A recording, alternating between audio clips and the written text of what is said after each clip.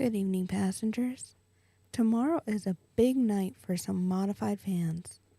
You don't want to miss a little snippet of an interview Bonssa and Sid had with Ryan Preece later in the flight. Tonight, we have complimentary sour worms and Sprite Zero. And, as always, please observe the no smoking signs. You want to keep working here. Stay off the drugs. For Ryan, please. I know, what the hell? I didn't want to be the first one to say it. Oh, Thank we all you, heard Bonssa. it. Yeah, I mean, there's no... Don't talk about it. Don't talk about it. How can we not? There's 6 microphones in here. We're talking about it. Remy, I already got a text saying Ryan, please, so... You did? Yep. Wow. That means people are watching. Oh, yeah. Can't make a mistake. People call you out on it. Yep. Do they? Yeah. Diego, you should freaking know by now. Bro, stop. I don't. I very rarely make a mistake on this show. What's so funny? Are we sure? Bonssa, what the hell's so funny? You guys always got something to say, don't you? So do you. I never say nothing. You're probably the most opinionated in this group. Bully. That's when You're you know that- you lost. That's a victim right there. Everybody bullies me, and I don't like it.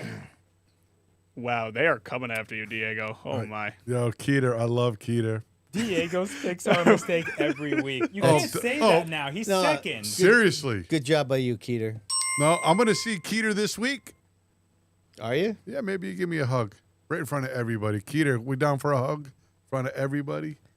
You know, Sid, one of them. With an 8K No, camera one of them taking long a friend beautiful hugs. close-up Yeah. picture. But everybody's looking and you just don't release. Those are You kind of squeeze 'em. uncomfortable. They are, too. Yeah. And as you try to pull away, I just pull a little It's tighter. like, oh, we're not done yet? All right. And Rich is going to be like this in my ear. All right, Diego, that's enough.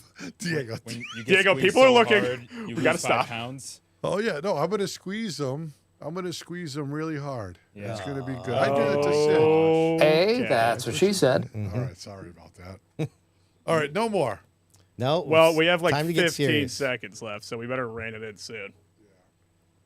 Well, we have no hot takes on Get a food little this Gunga week. Din in the throat there. This is going to be a tough podcast. Sid, why you gotta say that shit? I don't know. My bad.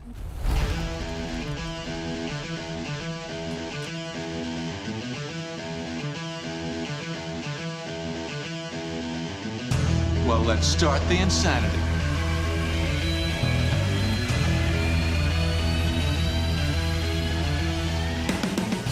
What's up, everybody? Welcome back to the Man Cave for the next edition of the Sid's View podcast. For the second time in 3 weeks, we've had a full slate of racing going on in Southern New England, and we're here to recap it all.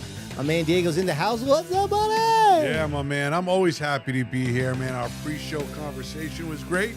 A lot of racing to talk about this week. Indeed, we do. There she is over there on the controls, giving me the stink eye. Am I going to be the one doing this? Well, you know, I was going to have the Rickard do it, but he sent one of those texts again. He's got to wait another week. Yo, yo, yo! It's a beautiful Tuesday. I'm here with my boys. Let's do this. All right, Johnny Argyle down in the bullpen, bowling shirts on sale. What up, everybody? Your man Bob back in the house, and I'd love to waste time with this intro BS, but Sid, you know as well as I, we got a quick turnaround leading into tomorrow. Indeed we do, and our man Bonssa is over there at the news desk. Where's my super suit? The modified tour now runs on USNE power. Steven Kotza could have used some power steering, and nobody could usurp Waterman's power over the street stocks. We'll talk about it on the weekly update. Another bona fide example of wordplay over there from our man. Bonsa-fied. Yeah, very good. All right, I like that. All right, everybody, get yourself in that chat. Well, you got to get yourself a YouTube membership, youtube.com/SidView/join. $4.99 a month, as we like to tell you. Do that on a desktop. You use that smartphone, they're going to charge you more, and that's out of our control. But what is in our control is that we're going to give you bonus content every Thursday. And this Thursday, you're going to see some content from our man, Preece Lightning. Oh, yeah. Yeah, Ryan Preece called into the old studios there. We're going to have plenty from him throughout the show, and that will be some of our Thursday content as well, so you're going to want to check that out. Let's get things started here, as we always do, with the old results ticker.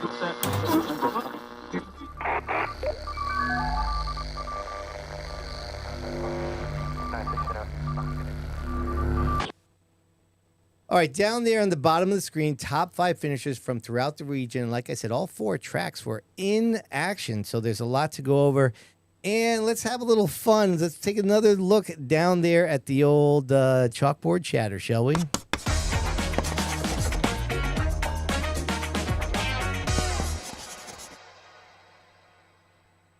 So, Diego, you know our good friend over there, Dave Barabalt. You know, Of course. he loves himself some nostalgia. He likes to go back about 15, 20 years Oh, yeah. when there was a Sid's Vault was the brand. Yeah. Hasn't been that for quite some time. No, not in my era. Wait, That's for damn sure. I still have it saved at work. Do you? Sid's Vault. Oh, the first T-shirts. Yes, I do. Like circa 2008. Yes. Well, it made a really good impression on our man Barabalt because he said multiple times down at the bowl about the Sid's Vault podcast. Okay. I'm not sure what channel that's on. I hope they're not doing as good a stuff as we are because we don't want too much competition here. You know what I'm saying? Sir. Licensing issue for sure. Don't need that. We're just playing with our man Dave. We appreciate all the plugs that he gives the old podcast along the way when he's on the mic. Listen, like I said, well, there's a lot to go over, but it is one of those rare episodes, Diego, where we have to once again revisit the old Waddell Communications hotline. And we'll give you guys a little bit of a conversation that Bonssa and I had with our man Ryan Preece. So let's check it out.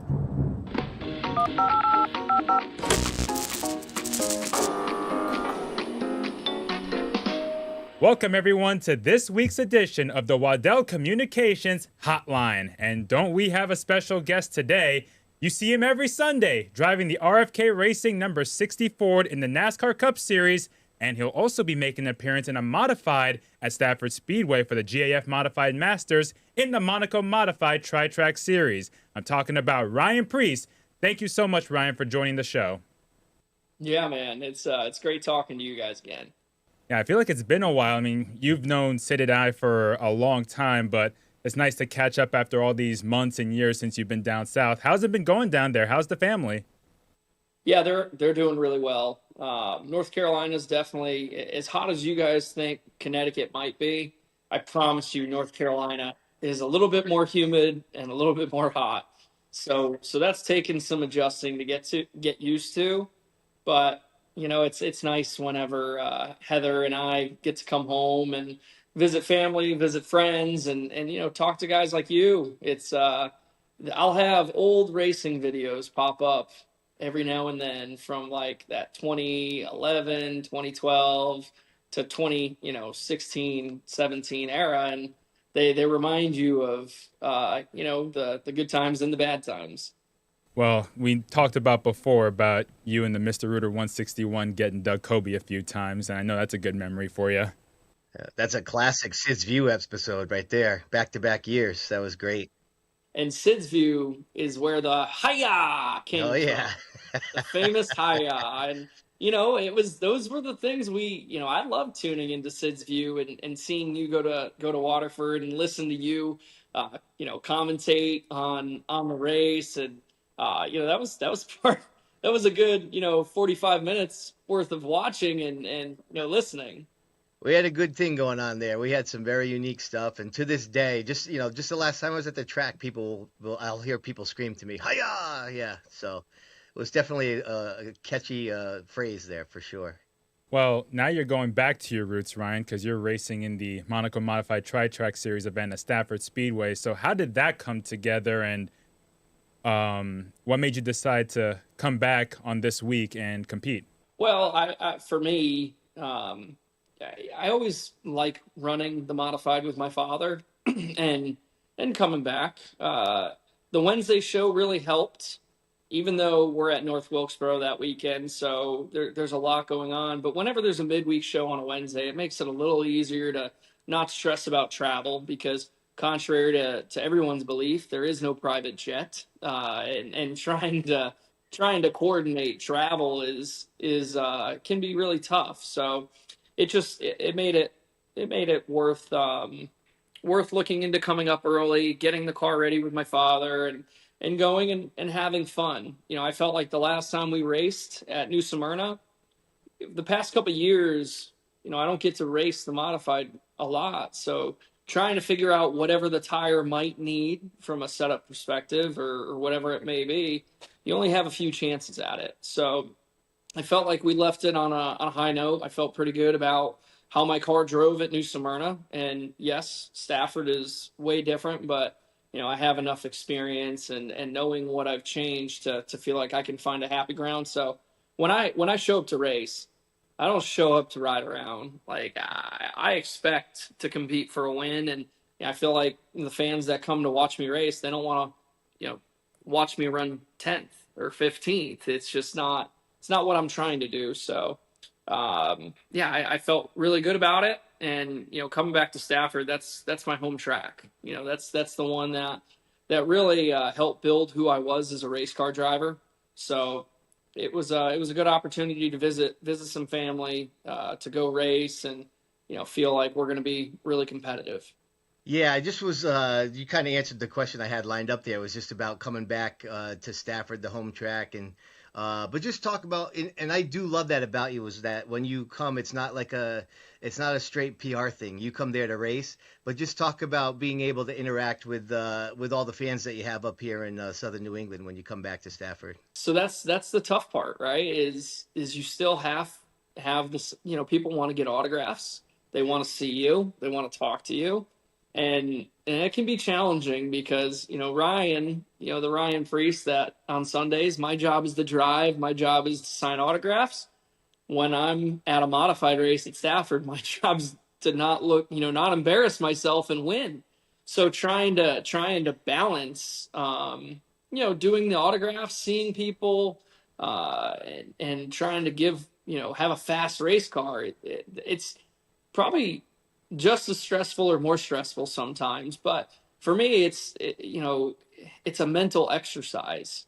It's nice to be able to get underneath a race car and make changes that I want to change and have fun. And I have fun by competing for wins. So that's why I do it. And, it's not easy, but certainly looking forward to coming up there on Wednesday and racing that race as well as in the New England 900. That was kind of the other reason of coming back and going to do that.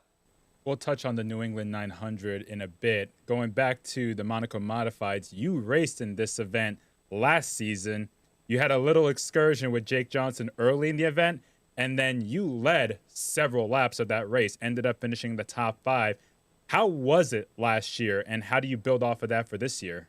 I referenced back to I wasn't super happy with my car, and we were able to stay in the lead and lead all the way till the pit stop. And when we lost the track position, it was my car just didn't drive well enough after the pit stop to maneuver around, and I felt like we had a fast car. It just wasn't fast enough to be able to maneuver and pass people. So hopefully the changes I've made and some of the adjustments and theories that I have can help with that.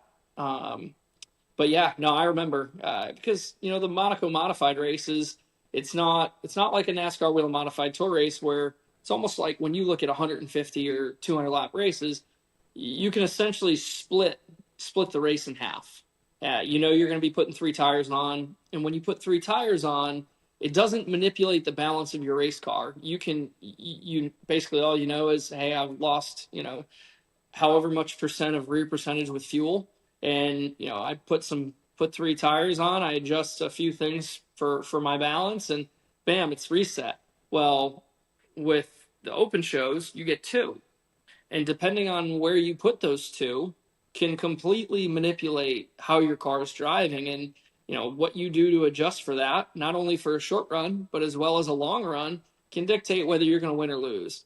Probably getting a little too technical for most people, but it's that's just how the gerbil up here starts spinning, and I feel really good about it, and that's the fun thing for me. It's like I said, it's a mental exercise, and it's what I enjoy. Really good stuff.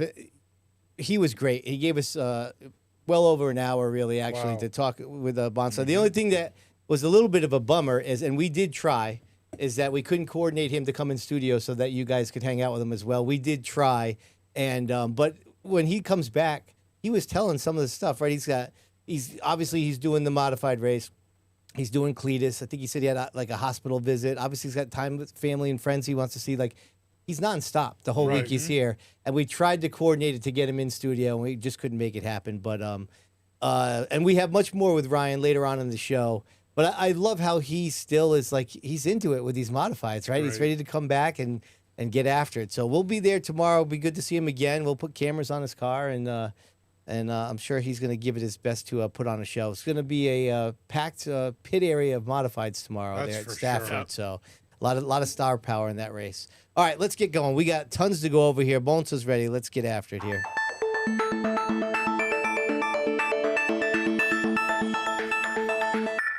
The jam-packed Dale Hedquist Motorsports Weekly Update, which begins at Thompson Speedway Motorsports Park 6 days ago.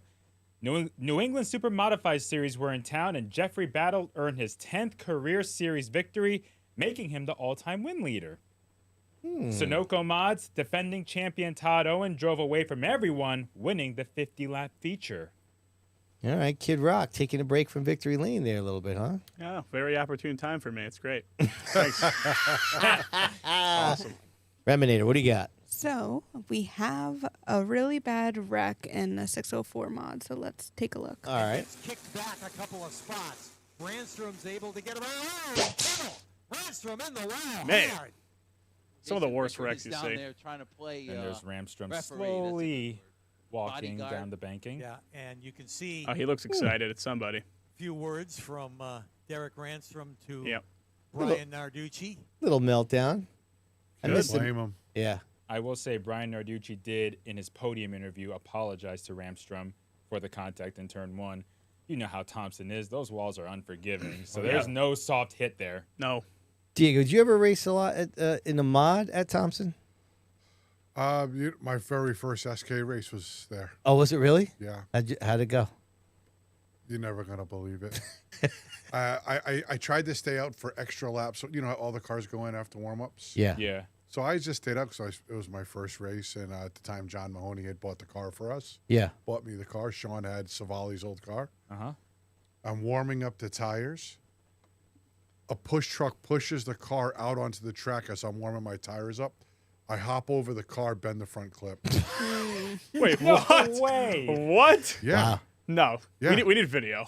Yeah, it's unfortunate. We ended up fixing the car. The clip was bent. I think I finished in the top 10, but that was my first ever All right. SK race. Memorable. What a start to Yeah. the weekend. Okay, glad I asked. Damn. Wow. All right, let's go to the late models. Matt Lewinsky Lowe returned to victory lane for the second time this season. SK Light Modifieds, Austin Goff made his way forward and avoided the chaos to claim his second career win. Wow. I remember we were acting really surprised by that, but I mean, he's backed it up now, evidently. Yeah. Good stuff. There was also a multi-car wreck in this race, so let's watch that. All Tries right. to go to the bottom. Can he make the pass? He does. Sweeps up in front of McCarthy and takes over the lead. McCarthy right there on the back bumper. Ooh, Give him all a over good the shove bumper. down the front Yeah, stretch. wow. McCarthy now will do the crossover to the bottom. Trying to make the pass, but cannot. Who's get that in it third? done. Gamarlo. Goff will be Gamarlo, there for turn yep. 2 and down the backstretch. down into 3 and 4. They go 12 laps. Oh my God. Oh my goodness. 3 and 4. Johnny O. Who, went I was going to say hard. O'Sullivan there. Jeez. Yeah, that So was Johnny bad. O hit him hard. bad. Yeah, he did. Uh-huh. Yep. Wow. Smacked him with the right side. Yeah, poor into the Johnny driver's O, side. man. He just was there Yeah. for the ride. Yeah, he was on the outside of somebody else already, so there was Man. legitimately nowhere to go, Yeah. and he just slammed the brakes and swerved, and Yep. there was nothing he could do. I mean, we were talking a lot about, obviously, with the Izzo flip, a lot about cars flying after the fact, but like at Thompson, you have to commit to that outside lane. I mean, there's only so much you can do. He's spinning out trying to avoid. Thankfully, they were okay, though. Yep. And kudos to Austin Goff for the victory. Street Stocks, Jared Susi was able to hold off Ryan Lynham, to Sid's pleasure, to earn his first victory of the season. Just can't sync up with my man Lynham, dude. Oh, so you got screwed too. That's great. Yeah, Everyone's well, he getting got screwed, tangled up with Al Stone, Al Stone. first I lap. see. Yeah, banged up the car a little bit. So In the Crown Vics, Jack Emerson from Waterford paid a visit to Thompson and wound up taking the checkered flag. only 4. Yeah. Not many cars. Now we go to New London Waterford Speedbowl for Thursday Night Thunder. Legend Cars Jacob Burns went from worst to first, last to the lead for his third consecutive feature win. carving them up. Yeah. They can't hold him down. I kind of like the way Bonssa said Thursday Night Thunder, to be honest. Oh, is that right? But yes, Rowdy Burns, boy, he's a tough customer there. Yep. Down at the Speedbowl. He's a tough boy to beat down there. Well, he didn't have as much luck later on at Waterford on Saturday. We'll touch on that later. Teaser. Yes. Okay. Super X cars. After over 5 years of racing, John Nunes was able to claim his first victory. That's awesome. Great for him. Yeah, for sure, man. X Cars, Christian Herman, not his first, once again took command to seal his third straight win. No one can touch him. Yeah. Ray Herman in second, man. Still owning that division. Bandoleros went 2 features on Thursday night because one was a makeup. In the first Bandolero feature, Everett Millard became the newest first-time winner. In the second Bandolero feature, Landon Heim recovered from a spin to reach victory lane for the third time this season. 10 in each feature. That's not bad. That's not bad. American Vintage Modifieds. Can't wait to talk about this. Yeah, right. Carl Cavisto took down his first win, holding off Ben Lavangi. Say something, Sid. Sid, you're a fan, I see. Oh, he's a fan of this big guy. fan. I was wondering, like, So is it Timmy Jordan. I was going to say, is he sending a Christmas card to Timmy? Is Timmy sending him a Christmas card? So there was a lot of talk about whether or not that car was actually a. I'm trying to see here if I can pull it up. Yeah, they put one Nerf bar on it. I looked at it. Yes. They put one Nerf bar on it to try to make it look vintage. Yeah, a little more like 90s. No, Yeah. I've seen some very recent looking mods running in that. Like we got some 2005ers out there. I don't know. Well, do we got a pick? Here or we go. something? Yeah, here we go. Oh, that's not vintage. What the? Yeah, Easy. I mean, That's- that's the that's- same car we ran last year. Yeah. pretty much. I'm not sure what is considered vintage in the American Vintage Modifieds or any vintage modified event. You know, it's funny though because everyone seemed to have a problem with that being, the car being in that race. But I mean, after what I saw last year, I'm glad the driver is in that race. Right? Seriously. I mean, he shouldn't have been in the SK division. I can tell you that. So That's why they gave him the vintage label just so they could, yeah. Now we go to CONT Speedway for Fast Friday. Legend Cars, Brian Wilkinson Jr. was able to hang on to the top spot to earn his first career win. Yeah, another B. Wilkes making a name for themselves, huh? True. All right. Pure Stocks, Bryson Robideau went 8th to 1st to go back-to-back, winning their second round of the Triple Crown. Mm-hmm. No joke there, those guys, huh? The Robideaus, you don't mess Yeah, with they're them, no bro. joke, Come man. on. That's for sure. I have the video of the winning pass for Bryson, so let's watch that. Across the stripe. Blue. Nice timing there. with the Holding whip. off the charges. Can he get it run loose off the corner? Both Bryson Robideaus makes a little battling bit of side by contact. side. Down to the inside he goes as Brent takes a look up top. Oh, that's a Traffic. lap car out There's there. a I was lot like, of it's pretty traffic unique here. line they're running out there. Gonna push it 3 wide for the lead. Robideau now. Bryson takes a look down low. Brent trying to make a run up high. He can't quite with Johnson Man. blitzing the back of Bryson Robideau into 3 and off of 4. Your new leader is going to be Bryson Robideau. It's good pure stock racing. Right Yeah, it there. is. They know how to roll, and Yeah. the Robideaus are just so smooth at Brent- that track in that class. Brent looks like he was debating whether to go Pepe Sylvia lane there for Yeah, a second. no, huh? he was He trying was it looking out. for it. Yep. In the Sport 4, Jacob Budzina staved off multiple drivers to score the win in the division's second leg of their Triple Crown. Crown Vics, Mike Cavallero continued his winning ways with his 5th straight victory. That's I funny. think Dude. they had 3 cars? Yeah, only 3. Is the Crown Vic fad? Is it already fading? I don't Yeah. know. Was it? I mean, They started with like 8, I think, oh in really? the season opener. I thought they had like 6 to 8. It's down to 3. I mean, yeah, go ahead. Bandolero Outlaws, Luca Dibb also managed to get 5 in a row as his dominance continues. Our man Zach Kelly, runner up. Yep. I'm talking about. Bandolero Bandits, Landon Solomito continues to roll himself with his 4th win in 6 events. Those guys are good. They are. You damn right, wise ass. That's funny. Sid, did that help you at all? Oh, yeah, it helped. I know it did. I was like, damn it, I can't even be mad about that Listen, me and Landon, it's not like me and Lynham, okay? Landon's got the my opposite. one. Right. Next up, Stafford Speedway on Friday. Can't wait for this. SK Modifieds. Troy Talman took the lead from David Arute en route to his first win of 2026. And he needed that. Yeah, it's great to see it. I mean, you know, they always figure out how to bring the speed in that car. I feel like usually we're used to seeing it earlier in the season, but if they can, you know, keep the dots aligned there, it'll be pretty good. I feel like for them. It's the same as it was last year for him, right? Like, can kind of struggle a little bit. You almost forget about him, and then, then like when he wins, it's like, oh yeah. Like, yeah, of course he's gonna win. They got a good team. Right. Shane Hopkins helping him out. Like, it's not surprising when they're fast, but he does have this way of kind of you forget about him a little bit. You know, I get real happy for those guys. Yeah. Oh, they're really friendly too. And so they're workers. Yeah. They put the effort in. Yep. And it's a true story. I mean, everybody down there works. Yeah. Obviously. I mean, you're not competitive in that division if you're not putting the time in. But I truly feel like, you know, they're I want to say one of the underdogs, but they're good. Yeah. They're good underdogs. Yeah, but in a way, it was an underdog fight for them to get good. Like, it still feels like they, I don't know, you could say maybe a team with humbler beginnings. They're all great wins. Right. Yeah. You know what I mean? Like, they're all like kind of like, damn, that just popped out of nowhere win. Oddly enough, they struggled so much in the beginning of the year. When that car wrecked, they actually switched to their other car. Yeah, that's right. And ever since then, it has turned around. That win was in their other car. Yeah. That was not the car they started the season with. Does anyone know? I feel like we probably talked about this, but the change from the 3 to the 6. I mean, I know they've ran the 6 elsewhere in the past, but at Stafford it was the 3 for a while. Do you know why? This was the first full year. The first year they run the 6 car. Right. Talman at Stafford. They ran that car at Waterford, that car number, but this year at Stafford, that was their first season running the 6. I don't know. They just got tired of the 3. I don't know. Do you know who spots for him? Who? Don't tell me. Our man. Who's that? Waddell. Does he really? No, he doesn't. Listen.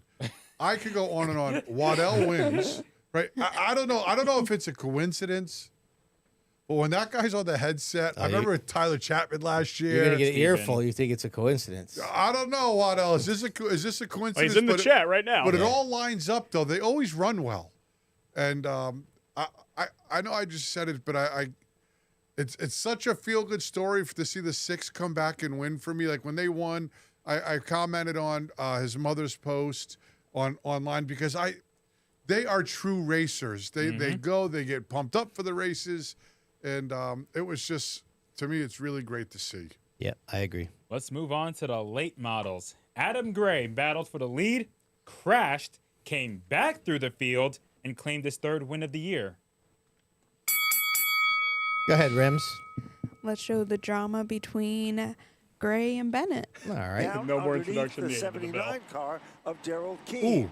With him comes Chris this is Meyer. Bennett Meyer is headed to the front. ruffling up Corey a bit to take the lead. No, but this is good Aiden stuff Burrell. right here. Bennett tried to go to the inside, and he will now in turn number 1. This is 3 building wide up. for the lead in turn 2. Gray to the bottom. Bennett in the middle for a moment. Corey getting shuffled Good back to racing the for these outside guys lane. right here. It really is. Bennett holds him off with that high side momentum for now. Here comes Gray again, reloading off Taking a 4. look-see. It appears that Little Gray bit of has moved contact. to the Oh, these guys are inside. good racers. Can't do it. Bennett shakes him off as he continues to hold on to the lead. Gray is still Tries it there. again. Gray sees daylight again. Not quite. Coming off the turn, Bennett pulls away. I actually And thought Bennett was going to in pull the away. 4th position Well. is Wayne Corey. Now, challenging again. Whoa, what happened Gray here? is there. They touch. Oh. They bing Oh, and bang, trouble. and they lock together. And around they both go while racing for the lead on the back straightaway. Bennett Ricker and on the Gray chip right there. come I was too, together. though. Opens the door God. wide open for Kevin Gambacorta in the 23. So, Diego, you got any thoughts on that, or do you want to hear Michael Bennett's thoughts first? Which way you want to go first? I Here? want to hear Michael. Can you really top Michaels? Well, listen, it's that time. Then.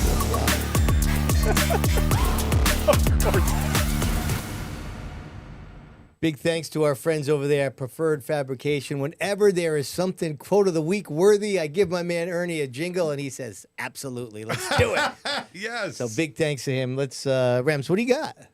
What took us out was a, 3-time, 4-time, whatever champion overdriving his car. He was a better car. He probably could have got us, but that idiot just, it's the first time we raced together all year, and all he does is drive through this car. A few years ago, He did it over here. He hooked us Look to at the Barabolt's fence face. because he's jealous, and he's a It's daddy's too late boy, now. mama's boy, however you want to call it.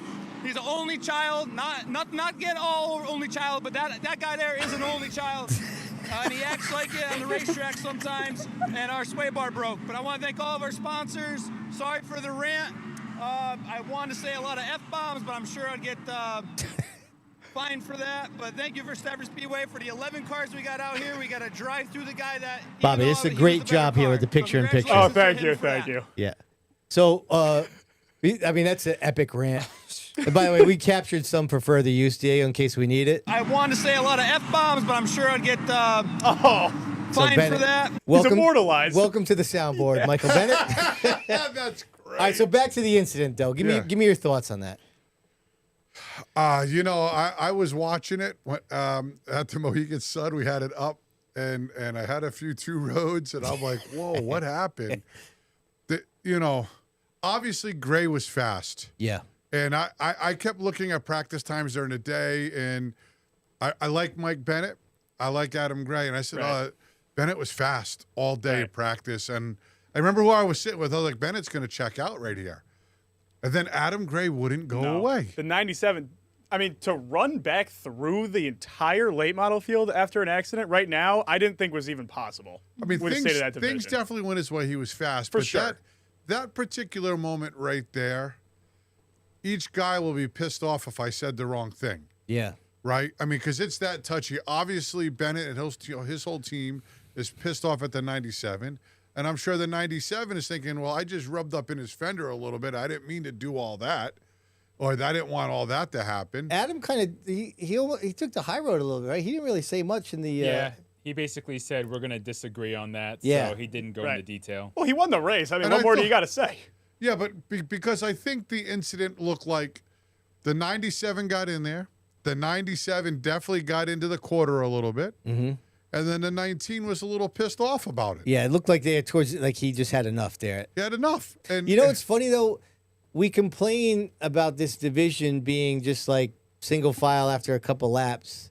And like that's kind of what I want to see out of that division. Yeah. It's a little bumping and banging, two heavyweights going at it. I wish they didn't wreck. I wish that I would have loved to have seen them do that for the next 3 laps. Exactly right. Yeah. Right? I think the hotter temps have really helped them out. I mean, it's been the track surface has been so hot. I feel like you just get to a point where you can't hold it down there, no matter how trimmed out the car is. I think what happens here is if they respected each other a little more, like it's okay to bang. Yeah. Like when I race with a guy like Ray Christian. I know I missed that one, Bobby. Yeah, I know, it was very that was wide opportune. open, right? Jeez. That's what she said. Go ahead. But when you respect the people that you race with and you rub fenders and the teams may get pissed off. Yeah. Did you see the way he ran you? But really it was like, oh no, but we're racing. Right. We came here to race for wins, and it's short track racing, right? Now, when is excessive hitting too much? It's subjective. Right. It's subjective, but those guys have a small history, so Small? well, I don't know a lot No, about it's them. decades long. But the I way think. Michael Bennett was speaking at the end, he was still pissed off about something that Yeah, it was- happened 4 years ago. Right. Correct. Yeah, right. Right? Yeah. So he was not going to tolerate much of anything. Yeah, definitely no love And the lost. fuse is super short there. Well, Diego, you're a driver. Do you ever forget? There's No. one person I don't forget about. I mean, you still bring up when I freaking filmed your meltdown on Sid's View like 12 years ago. Yeah, I don't know you why don't you forget. did that. Well, because it was a meltdown and I was Right. filming Sid's View. Yeah, but it's just unfortunate because Bennett really needs to put together good runs. He's got a really fast car, and Adam Gray is a wheelman. Right. Right, that dude will run like he said when he was in here. He gets enduros. Yeah. He'll run a street stock up at Claremont or Monadnock. Right. I seen him run his late model. He'll bring another car to Lee. Right. I mean, these guys are just driving everything everywhere. And goes back for more with the Enduros. right. Right? I was Yeah. like, you got to be a really kind of, I think you're a little touched in the head at first, but you also have to be a wheelman to go back. I feel like the Enduros is something like you graduate out of. Right. right? You learn some things, then you graduate, and then there's that breed of drivers, The true madman. like your brother, Right. and like Adam Gray, who Yeah. like want to go Bill back Davis. to right. I don't know if you guys ever know a guy named Bill Yeah. Davis who used to Yeah. run.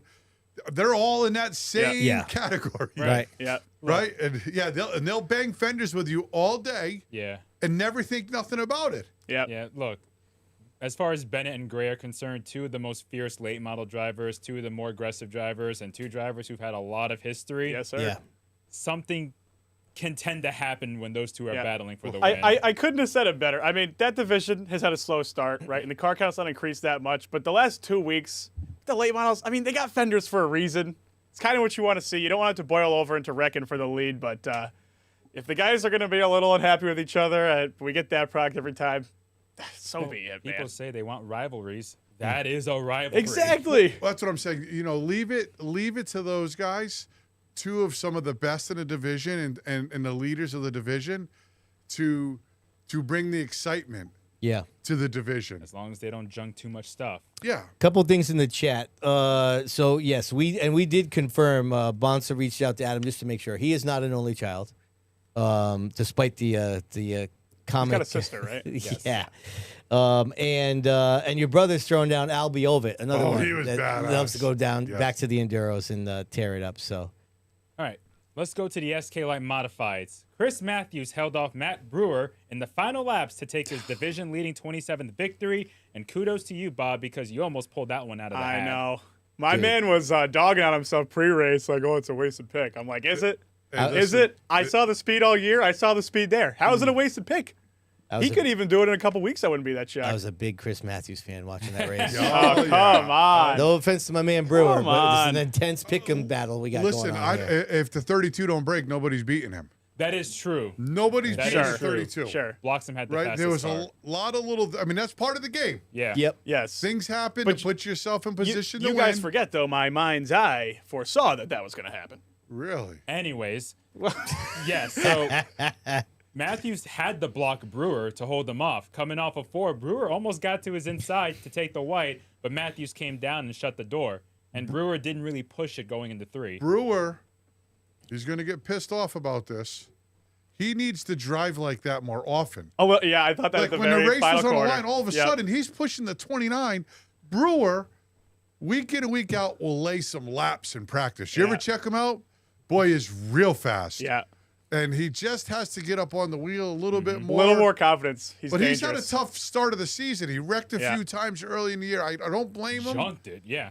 But he's got a fast car. Like, those are opportunities, when you should be drooling and foaming at the mouth.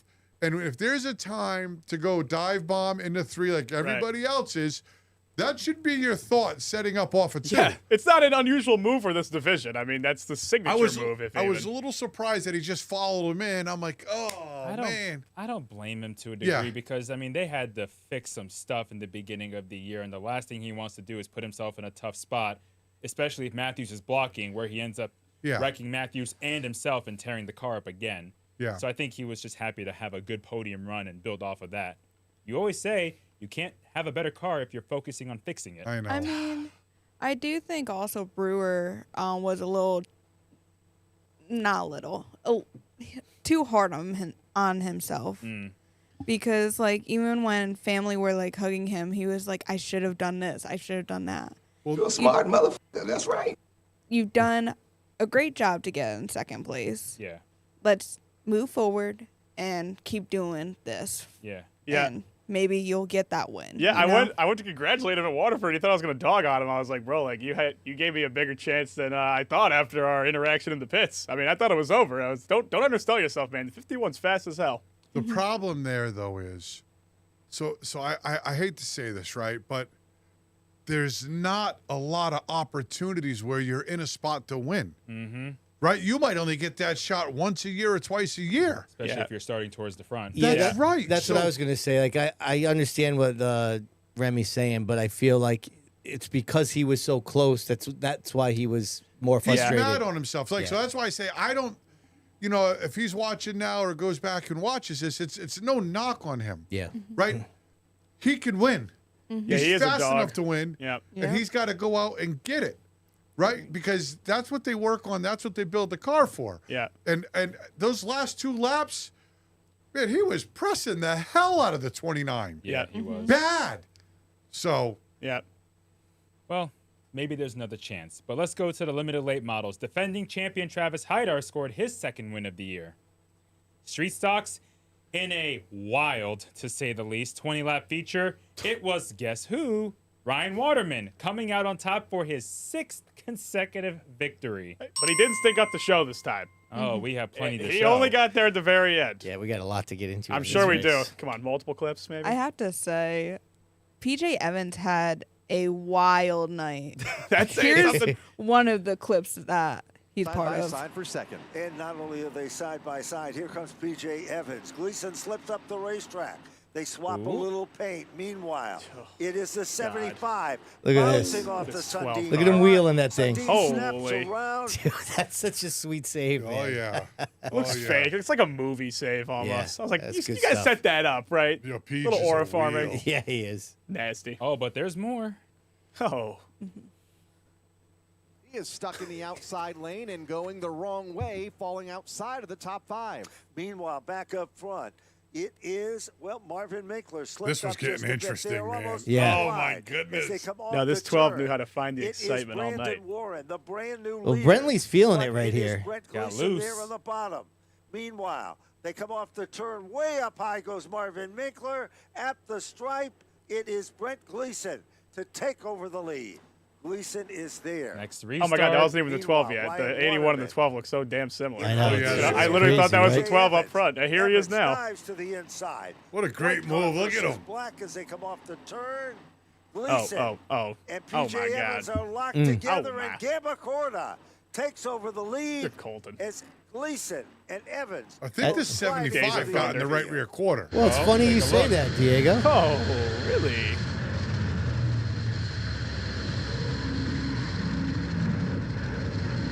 Oh, no.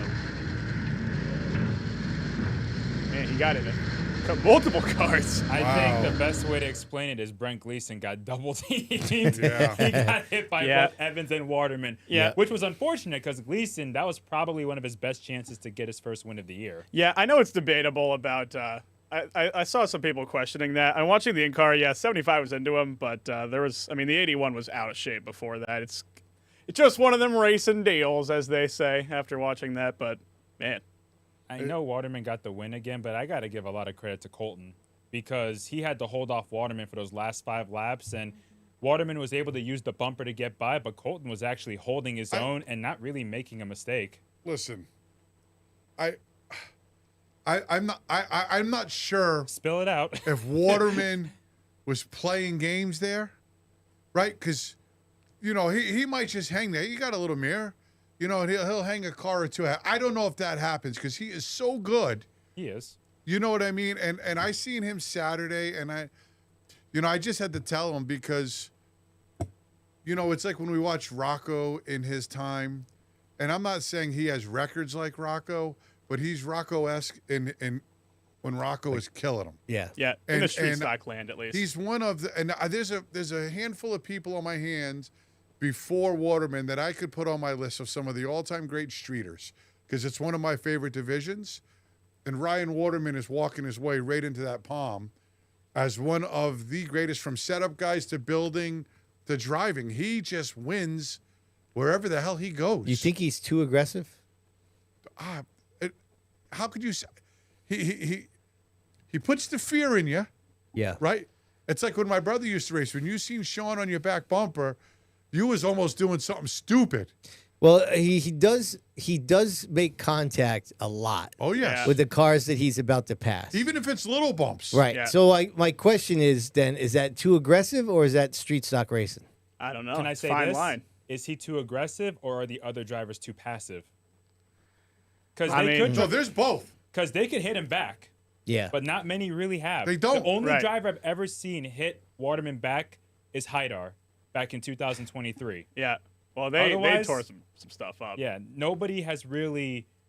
Why do you been think that is? aggressive. I mean, Well, go ahead. I think what happens is he puts the fear in everybody's heart as he's coming up, Yeah. And there's been times where guys have been equally as fast, but they look in the mirror and they see it's Waterman, and all of a sudden their line changes a little. They get Something squirrely. changes. Right. Like you just kept 2 on him for 4 laps, and all of a sudden he closed up, right? Yeah. So that's where I said Colton, I feel like last Friday didn't really do that. He never really missed his line. He was pretty locked on that white line, if not straddling that apron.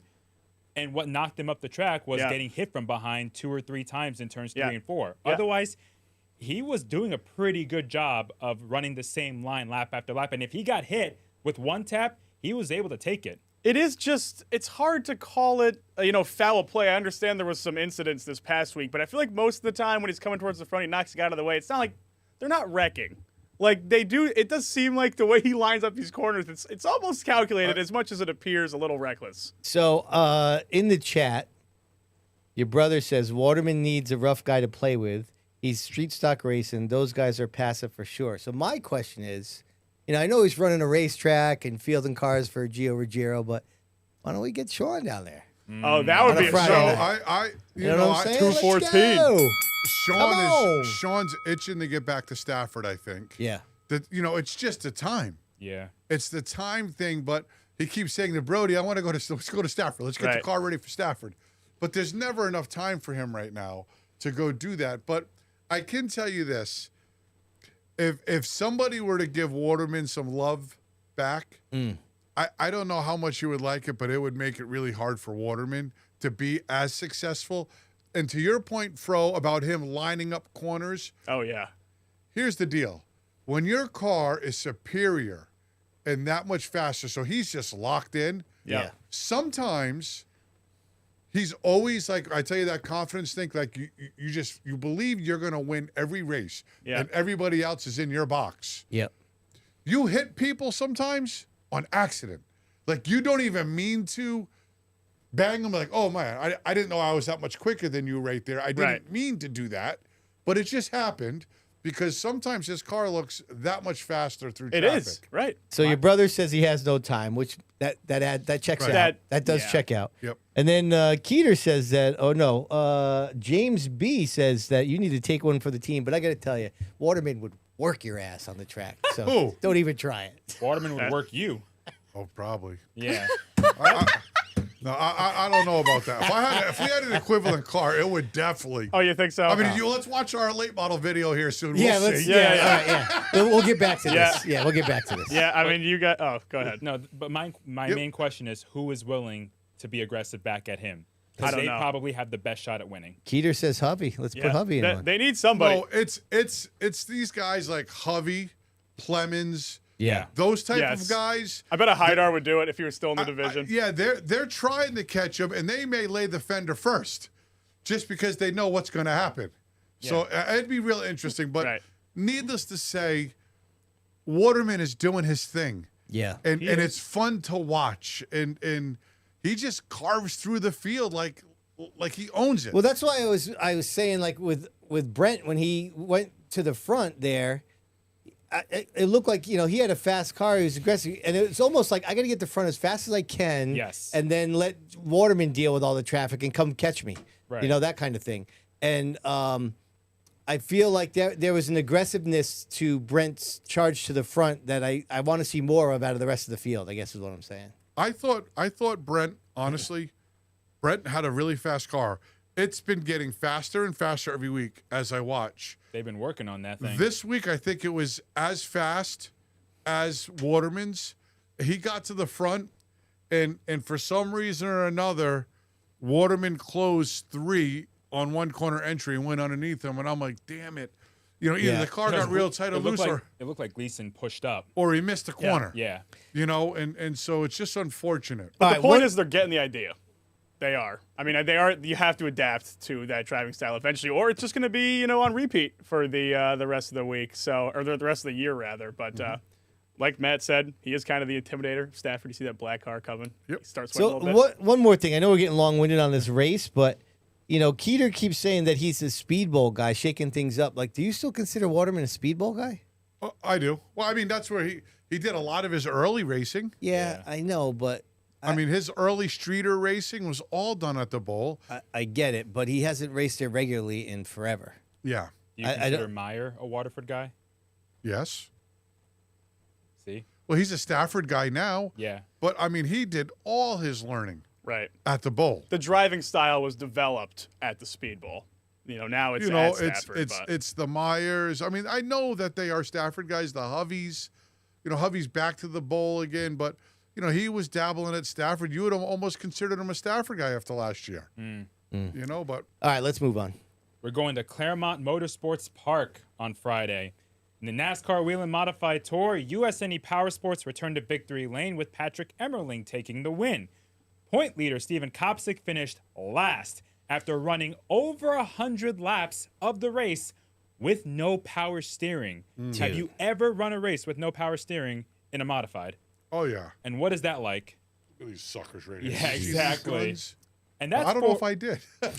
Are you freaking kidding me? But that's a 35-lap race. I know Megan Fuller lost power steering a couple weeks ago in that lap 1 wreck where Izzo flipped. Yep. She ran 39 laps with no power steering, and she was feeling it. That's impressive. Kopsick, over 100 laps at Claremont with no power steering, and he powered through it. Yeah. It's easier, I think, when they're rolling. Yeah. It's under caution and stuff when RPMs are low and you're trying to turn and when it's a real problem. But that's still a workout. I mean, Claremont's a little track. And Claremont is a super technical track. Yes, it is. Right? To be there with no power steering is a feat. Cool track. So, yeah, your first time there, how'd you like it? You would never think there's a track there because you're going down this neighborhood road and then it just opens up. And the first thing you see is the track, and it looks like it's 20 feet underneath you. Yep. You're going downhill to the track, so you can see it from above, and it's like a stadium atmosphere. So it's really cool. Almost like a little CONT-ish? CONT Wall Stadium, that type of deal. Two total different corners. Oh, it's a weird shape. 3 and 4 is real sharp, and it's like, I mean, I remember I went there with my tour type car, and I felt so slow, like I could reach out the window and pick out a penny. Right. That's how it felt to me. And it turn 2 over there, like turn 1 is very gradual, and then it just cuts at the exit of turn 2. It's a late apex. Yeah. So it's 2 very different ends, and it's really tough to get a hold of it or even have the setup to get a hold of it. It's a cool track, though. I liked it a lot. Also at Claremont, the Grand Estate Pro Stock Series, and DJ Shaw went wire to wire to win the 100-lap event. Also went caution-free. Only 11 cars. Yeah, not a whole lot. Continuing the Dale Hedquist Motorsports Weekly Update, we go to CONT on Saturday. In the Pro Stocks, Nick Lascola was able to outlast David Darling, winning the second round of their Triple Crown. Late models, Chase Belcher grabbed the lead late in the 75-lap feature to score the victory for the first time this year. That's your guy, Fro? Now I'm kind of a little exasperated here. I was going to line it up this week. Now I'm like, is he really going to go back-to-back? That's part of the whole Everett's team there, Yes. right? Yep. Chase and Jake and Dylan, right? It was only a matter of time with him. Well, I have a video between Belcher and Vanessa. Oh, so do let's tell, go. Rams. Let's go. This was a great long-run battle. This is from the backstretch, by the Yes. One thing about being at track level, you really get an idea of how bumpy the track is. way. Yeah. And how on edge Belcher is. Yeah, it's a lot easier to see in person than in any videos that we usually show. Man, Looks like they're banging doors. I mean, they're like porpoising. And this flood is behind them in third. And the side-by-side action of this track is it's just so awesome. Yeah, it is. They just get locked in like that, and it's like no one can escape. Right. It takes a lot of patience, I'm Yeah. sure. Especially being on the inside. This is what, 3 laps? Yeah. Side by side? Going on 4 right here. And it's like just when you think they're getting an advantage, someone gets loose. I mean, Lifty's going to clear it right there, but no, maybe not even. Pretty decent crowd, by the way. Yeah. They have seating all the way around at CONT. Oh, yeah. If you put them all into a front stretch area, it'd be crowded. Right. Yeah. Yep. In the sport trucks, Ethan Heilborn became the first repeat winner of 2026 in the division. It's a very competitive class. Sportsmen, it only took 4 starts for Mike Henriques, a former Fast Friday racer, to find victory lane for the first time. Good job by him. That's very impressive. Now we go to Waterford on Saturday. Late models, after Jason Palmer and Sean Gaedeke tangled on the white flag lap, Ray Christian III was able to take advantage of the situation to get the victory for the 4th time this season. Tangled, huh? That pisses me off. All right, well, let's do some. We got a lot to talk about with this race, too, here. Go ahead, Rems. Let's watch it. So you're going to see the few times Palmer gets loose under Gaedeke, right there, a little sideways. Oh, yeah. He was doing it regularly. Yeah. This went on almost the entire race. Yeah, it was about wire to wire. We couldn't show a clip of the battle because it was the whole race. Would have been 8 minutes Now, long. Diego, are you in RC3 side by side most of that time, too? Yes. Palmer just keeps trying. Hell, I even hardly didn't notice how many times it happened. It was a there. great race. These guys raced like this for 20 laps. Yeah. Yep. This is coming to the white flag. I think, man, it's going to be a photo finish. Oh. You hate to see it, man. Seriously, after the whole race like that? Oh, dude, I mean, you just hated to see it. Gaedeke has had a really hard year. That would have been a nice pick-me-up right there. Yeah, he has had a really hard year, and you know, him and Don just keep coming back and coming back, and they have a really fast car every week. I just hated to see it for him because they're my neighbors in the pit stall, good friends of mine. Yep. And it's just disappointing to see. I know things happen, and Jason's probably racing hard. But, I mean, they did that for 25 laps and clean him out on the last lap. Like, damn it, you should have at least done it. I mean, I'm sure Jason went in hard, though. He's like, I got to give it one more shot. Right. And he was loose a lot of the times underneath there, and it's easy for the car to step out, you know, and he didn't get him hard. Got him just enough. Yeah, and I mean, Gaedeke's evidently was the crowd's sweetheart, too, because the guys I was sitting behind when I was filming got very animated when that happened. So Yeah. they were pretty So, excited. Diego, put us in your mindset here before we go to the next clip now. Where are you restarting on this after that happened? We go 1-2. And the sad part is, you see, I was really good on the top. I was so free, though. Were you scored in 3rd or 4th? 4th. And Ray had just got 3rd from me. Yeah. Like 2 laps prior. So and then because he I gets to bounced pick. off the fence by myself and slid it in there sideways. Yep. He couldn't pass me. He was chasing me for 18 laps. Yeah. So then he gets to pick what Then high he side gets or to not, right? pick. So Emma's on the radio. She's like, Dad, there is no way he's giving you the top. I'm like, what do you mean? Dad, he couldn't pass you on the bottom. There is no way. Yeah. So Emma's like, well, Dad, I don't want you to lay down here. That's what she says to me. Way to go. And she's like, Dad, we got a shot. I want you to do all you can here Oh, boy. to try to did get ya. the win. Oh, Huh? she got you All right, jacked up. let's see it. Let's see it. What do we got? Up the hill. Oh, yeah. Oh, I was Diego. real loose, though. I would have I'm been loose screaming getting in. for you. I'm Try it sliding again. right there. Oh, boy. My God. Oh, Oh, tickety tags getting right in there. What's Oh. up? Oh, Oh, yeah. oh my. All right. Oof. Oh, Good nice. save. You saved it, though. All right. Oh, yeah. I mean, listen. Brought home a podium out of that, huh? I can't believe it. And you know, I'm just going to say this. We were talking about racing earlier with respect, and I said about Adam and Bennett. Yeah. You know, Ray runs you just dirty enough to get there, but he's not mean. Yeah. Does that make sense? Yeah. Yeah. And so he knows my ability. I know his ability. We have a great time racing with each other. And I just wish, you know, I said to him after, I said, Ray, I didn't mean to get into you as much as I was. And he said, Diego, I wouldn't expect anything less. You're racing for the win. Right. Right? And so it's great that you have that same type of Yeah. relationship with the team, your drivers. So Well, you're getting closer. 2 You're weeks in getting a row closer. I know. Battling for the win. for the win, late in the race. Getting there. Getting there. Just not quite yet. All right. In the trucks, Ryan Lynham used the outside to take the lead, winning for the 5th time in 7 races. And then nobody cares. Yeah, he's a tough customer. He got put in the wall during that race, though, on the front stretch. It was him, Charles Beal, and Tyler Chapman battling for the lead. Really? They were almost 3 wide. Yeah, Lynham got the wall, and then on the next restart just drove right by it. Smoked them. Beal.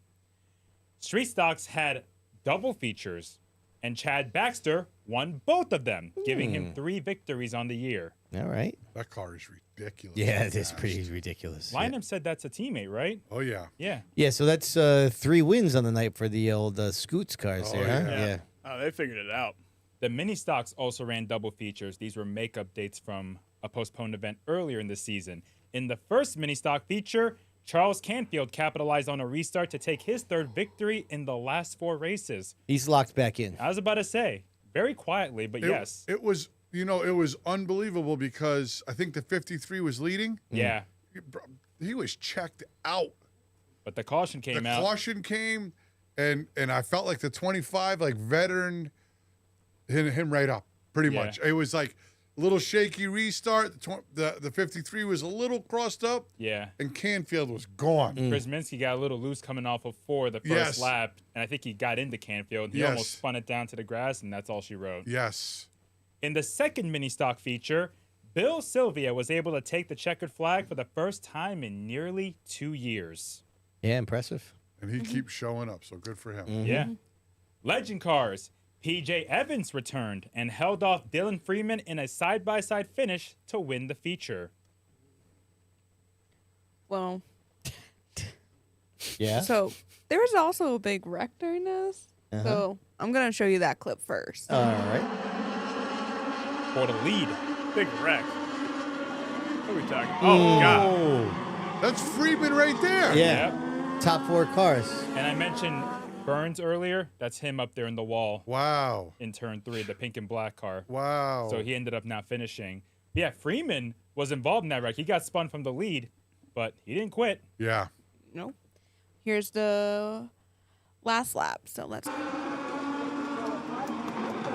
It's impressive that he come back to I do know. this. I was just about to say that. He might have been seeing a little red. Well, you need that sometimes if you want to win. He's fast, man. One shot. Boom. That's all you need. Wow. That's all you want in a finish right there. Oh, yeah. Listen, I seen PJ after, and PJ goes, I just wanted to make sure everybody knew I still got it. I was going to say. After Stafford. Yeah, well, Evans, he's had a rough season at Stafford, relatively speaking. Yeah. So even though he's picked it up in the last few weeks, winning no matter what is a confidence booster. Oh, no doubt. Yeah. No doubt. All right, so props to our man Fro. He's doing the camera work there. Oh, thank you. And as you can see, the leaders were side by side as they were coming to the checkered flag. I consider myself a little bit of an artist, you could say. Now, we us video geeks. Oh, here we go. There's a couple rules. Okay, I know if you're working for me, the main rule as a camera person, leaders side by side trumps everything. Yep. There is nothing more important on the track when the leaders are side by side. Right. If the car in 14th place flips over like Dylan Izzo and you missed it because the leaders are side by side, that is okay. Right. What's not okay is what the coverage at Oxford Plains Speedway is. Reminator, show the clip. It's the last lap right here. The audio. That's a nice shot. You show the white flag. That's nice. Getting tight on the Pan over leaders. to the leaders. All right, all right. Art is about to take place. What are you doing? Well, we know it was excited from the announcer, at least. I mean, how do you do that? You talk about the cardinal rule of not straying away from the battle from the lead. My cardinal rule on top of that, you don't miss the winner taking the checkered Seriously, flag. that is correct. That does not happen. Or Yeah. it shouldn't happen. Bad. I have so many questions about that, but Right. yeah, I All feel right. bad for the Video folks at Geek Oxford. rants over. Okay, go ahead. Yeah. All right, back to Waterford. Yeah. Crown Vics, Jake Caprio is back, won by over 12 seconds for his 5th win of the year. So Some at of lea- the front runners spun. So at least they had 7 cars. Yeah. But that's 3 Crown Vic results that we've gone over. We're a total of 14 cars. Right. Well, mind you, the Crown Vics in the beginning of the year had 10 to 12 at Yeah. Waterford. So it's still a little bit down Yeah. from where they started. Yeah, it's as if everyone kind of said, "Oh well, it's cheap. We'll feel it out and see if this goes somewhere." And now it's Well, didn't you Yeah. say that you felt like that was your first time at the bowl in a while, or since Monaco, right? Yes. And I don't even know if the Crown Vics were there that day, but you felt that they were more tricked out than you remember. Oh yeah, they're definitely Oh, they just are. looking at it. Yeah. You're starting to see some strange body panels. Oh, yeah. Definitely some paint weirdness there. I don't know Aftermarket what's going on. noses. Yes, it's getting Yeah. a little weird already. You can tell just from looking at them. Yep. Those aftermarket noses are the glaring difference. Yeah, Oh, yeah. they're All gonna about start that have to arrow. hitting them on the head. A little baseball bat. Cut that out soon enough. Go, Fro. Yeah. So the Super X cars had an exhibition on Saturday, and Ben Pollard came back for the first time this year and won the feature like he never left. Yeah. No surprise there. Oh, no. Yep. Now we go to Star Speedway on Saturday. In the NEMA Lights, Jeremy Orsak scored his first career win. What the hell? Yeah, your pick didn't come through. I know. Finished third. It's unbelievable. Sucks to suck. It's like you finishing third. I know. Sucks to suck. Podium queen, baby. Podium queen. Yeah. Mhm. Now we go to White Mountain Motorsports Park on Saturday because they had a 2-day event. New England Pro 4 Modifieds. Rob Riccardi Jr. won for the 4th time this year after Brett Meserve broke while leading with a few laps to go, much to the dismay of Mr. Bob. Mm-hmm. Yeah, not great.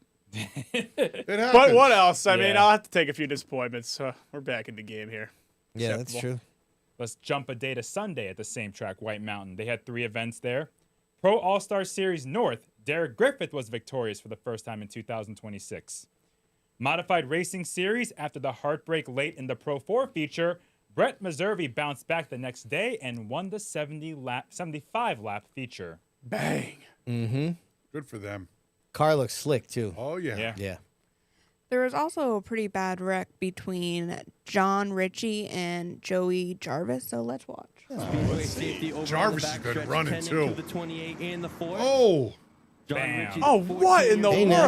world? See, they slowed it down. I thought that was at speed. Last night in the 207 crate modifieds at the Wiscasset Speedway. So as Jordan Jenkins said, that was the first tour-type modified start for John Ritchie.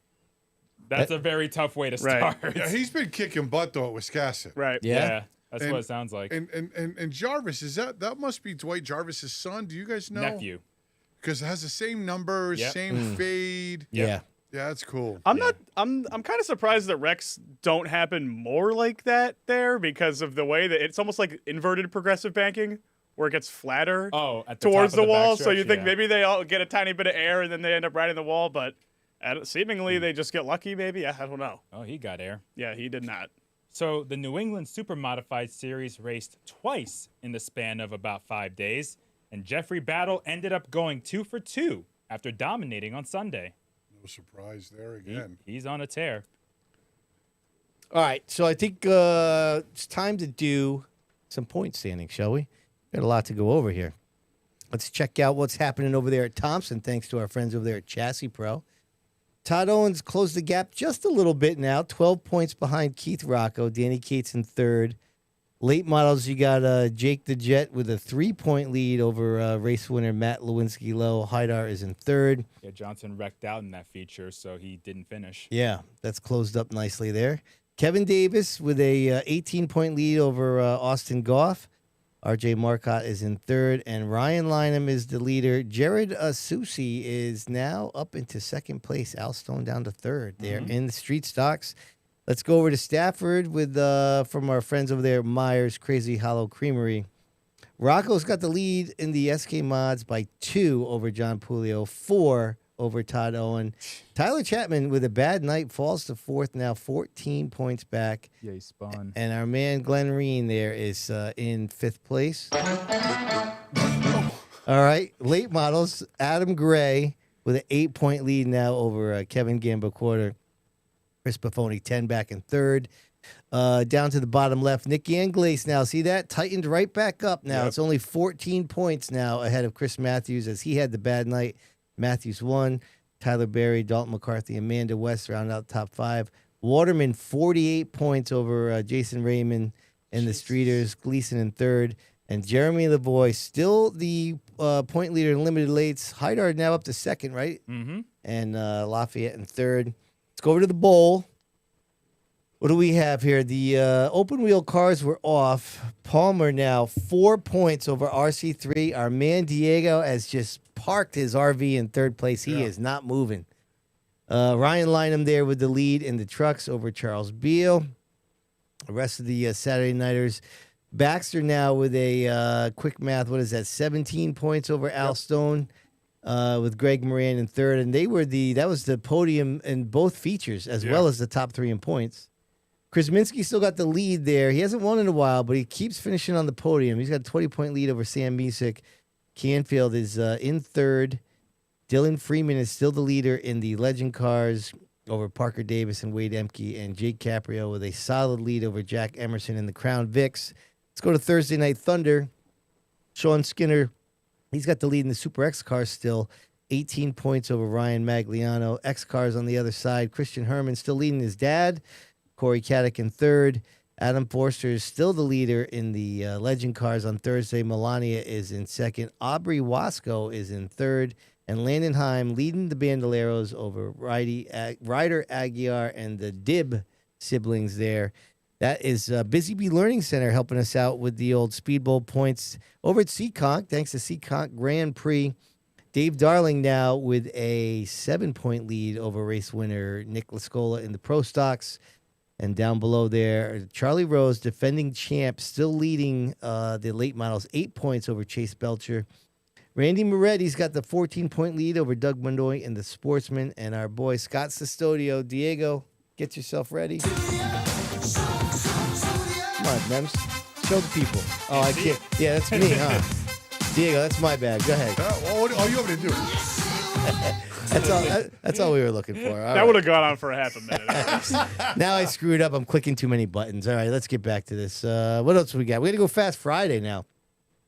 So we got Ethan Souza leading 10 points over Brent Robideau in the Pure Stocks and 12 points over Richie Johnson. Oh, that's tightened up there, huh? They're all right stacked between them there, second, third, and fourth. Yep.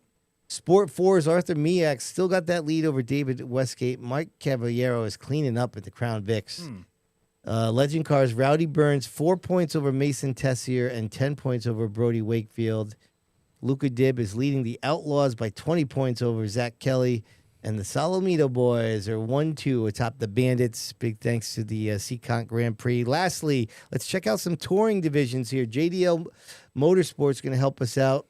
Now, the Pass and the New England Supers, they're tough to get points before showtime. What do we got updated here? Tour. Oh, yeah, Patrick Emmerling now. So Kopsick falls down to 4th place. Emmerling takes the lead now, 5 over Beers. Tight. 9 over McKennedy, and Kopsick is 10 back.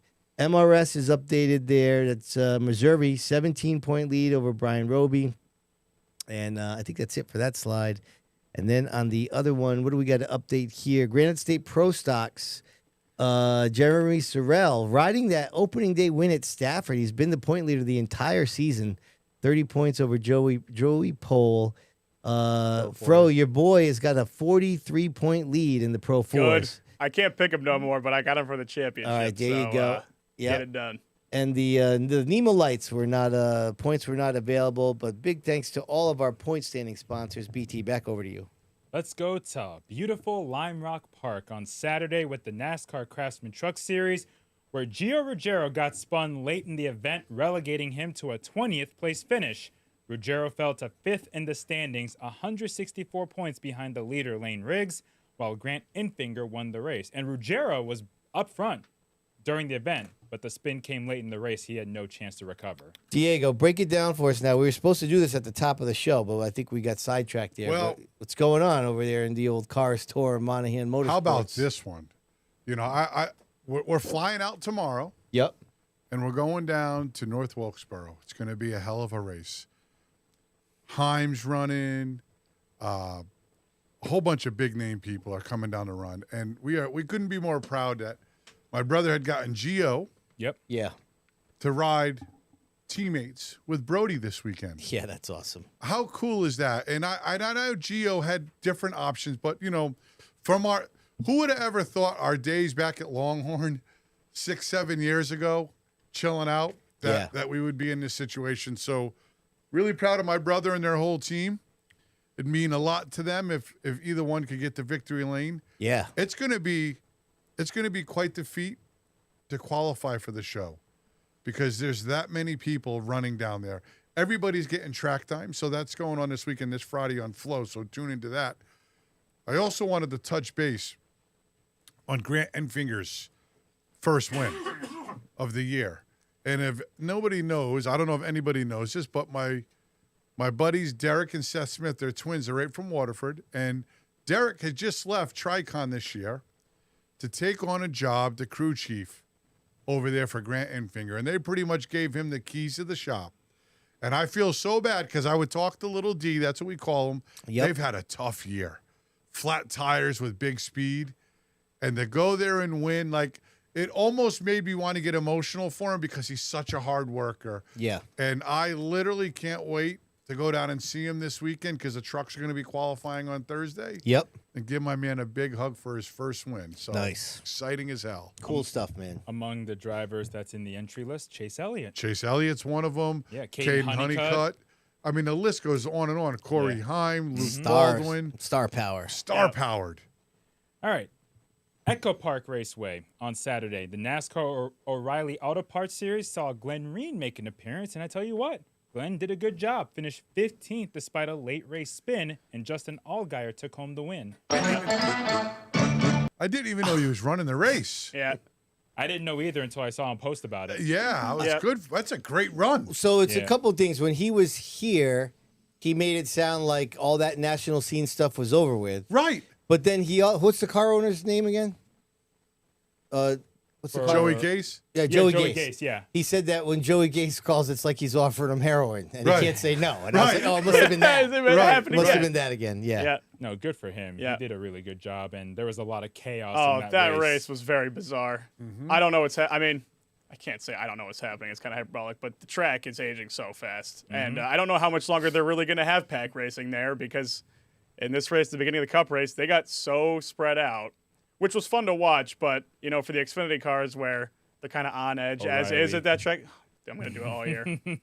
The O'Reilly, the Busch Series cars, they were crashing them up big time as it got down to the end there. Yeah, it wasn't pretty. Yep. Let's go to Sunday with the Cup Series. After a long, tough night, Ryan Preece finished 24th, falling to 18th in the standings, 26 points behind the cut line, held by Eric Jones with 6 races left in the regular season, and Ryan Blaney celebrated the win in a near 3-wide finish. Phenomenal finish, Oh, might I'm I sure just you were say. excited. That's your boy. I know, Yeah, Remy. I just had to say that. Yeah, no, it was a good race, but man, Preece was not a factor. Right. Not a factor. It was a long night, too. They finished at, 1:40 in the morning? Did you stay up and watch it, Rims? No, I was too tired. I did. You stayed did? up? You did? Yes. You're such a dork. I woke up, my eyes hurt. They were so bloodshot. I looked in the mirror. I was like, they're going to think I'm on something over at work. So I got to Sometimes you are. No. Get a life, you loser.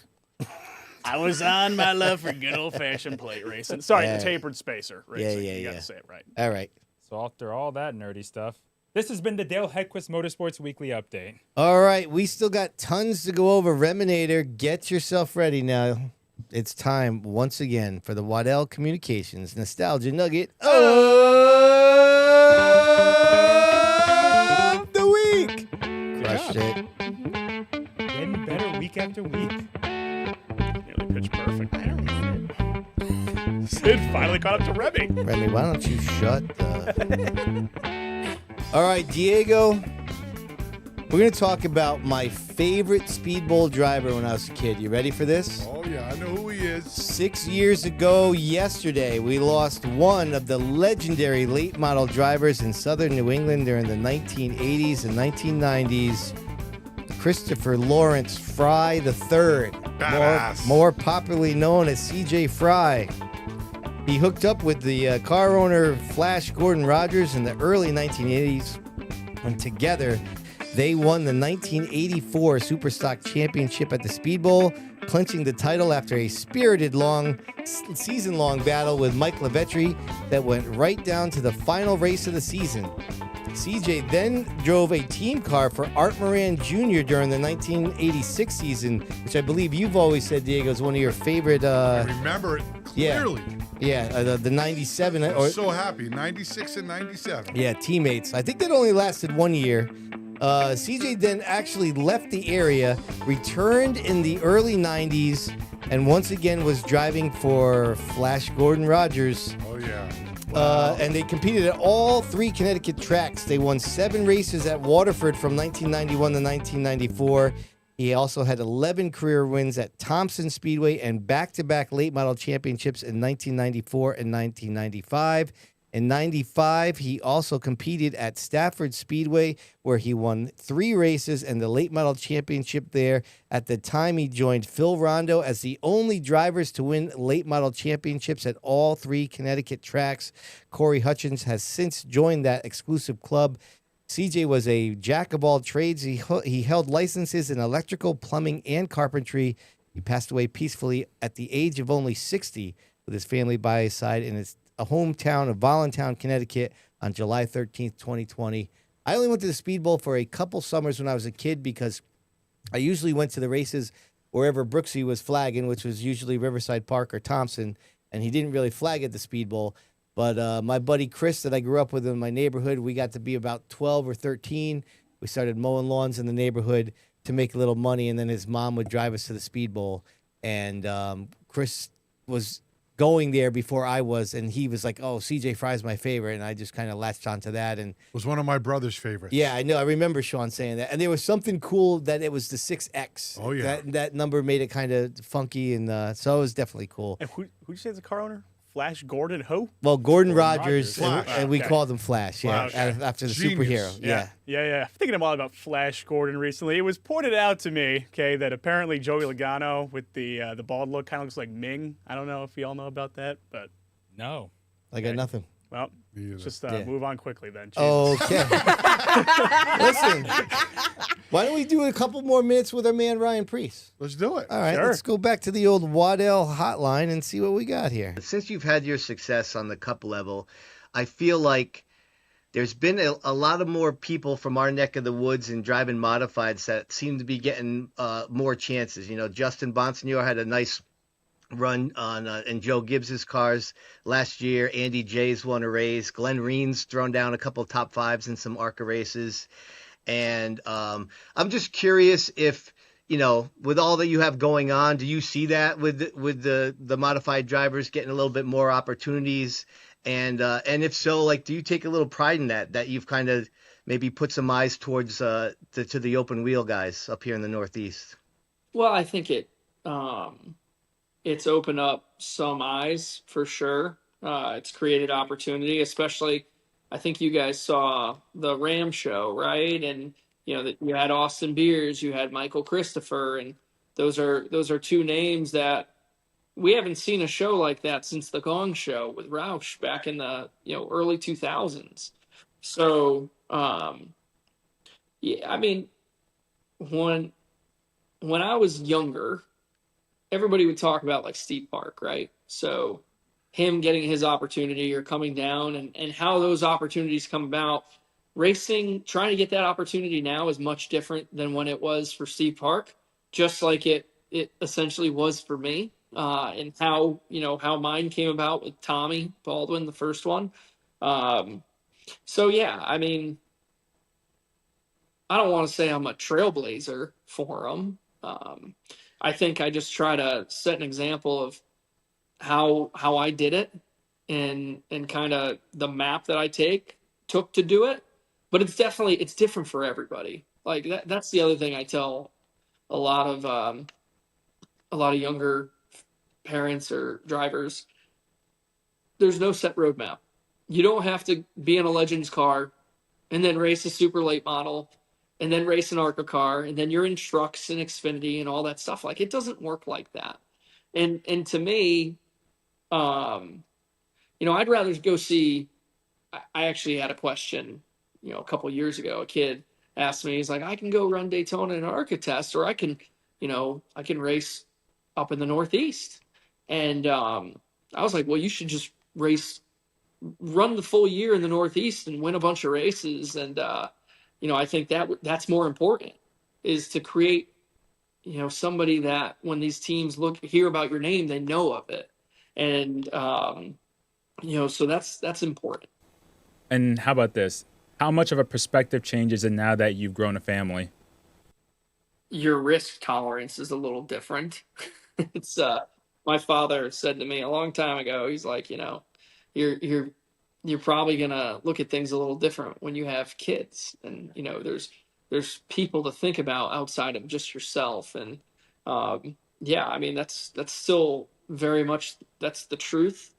But my job and my life has been risks since I've been a kid.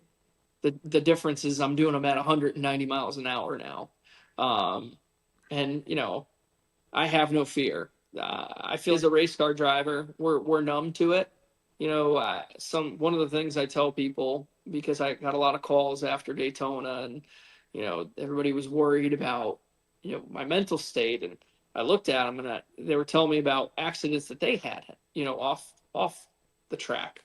And for me, I feel like as a race car driver, there's a chance we could wreck every single week. So essentially, we're kind of numb to it, and that's just the way it is. So for me, I love my job. I live for it, but it's also how I support my family. And so, yeah. Well, Ryan, we really appreciate you taking your time to talk to us on the Waddell Communications hotline. And a lot of us here are very happy to see you succeed at the top level. We're rooting for you, and we can't wait to see what comes next for you. Yeah. Hey, it was great talking to you guys. And, Sid, like I said, I always love hearing that. Yeah. Well, we'll get back after it on when we see you on Wednesday there. I'll be coming over there with a camera, get your dad's blessing to put it on the car, and we'll do some cool stuff there in the modified. Absolutely. Looking forward to it, guys. Hey, have I ever I don't know if I've told the story about when Fro, you remember when last year, I think it was last year, when Jeff Preece brought the 40 car with Luke Baldwin, and we asked Luke if he was interested in having a camera on his car, and he said yeah. And then just kind of like in the bustle of doing things, I said like, Fro, don't forget to put the camera on Luke's car. Yeah. But we never checked in with Jeff. Like you always had to check in with the car owner. And my man Fro went to put the camera on, and my man Jeff was like, get off my car. We ain't put that on the car. Really? That ain't going on the car. Yeah. I smoothed it over with Jeff afterwards. Next time they showed up, Ryan was there. I said, hey, can you just introduce me to your dad just to make sure everything's cool? And, yeah, Jeff's a good guy. Yeah. So anyways, despite Bonssa closing that interview, thanking Ryan, there's still more with Ryan later on. But for right now, we got to get ourselves down to the bullpen because it's time for the stat chat. Here we go.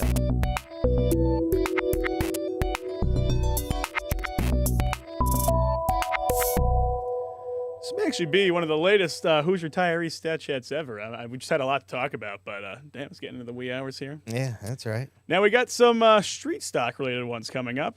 I guess this one's only loosely related, but definitely inspired the idea. And I've seen calls the past few weeks in our chat, and even in the chat here tonight.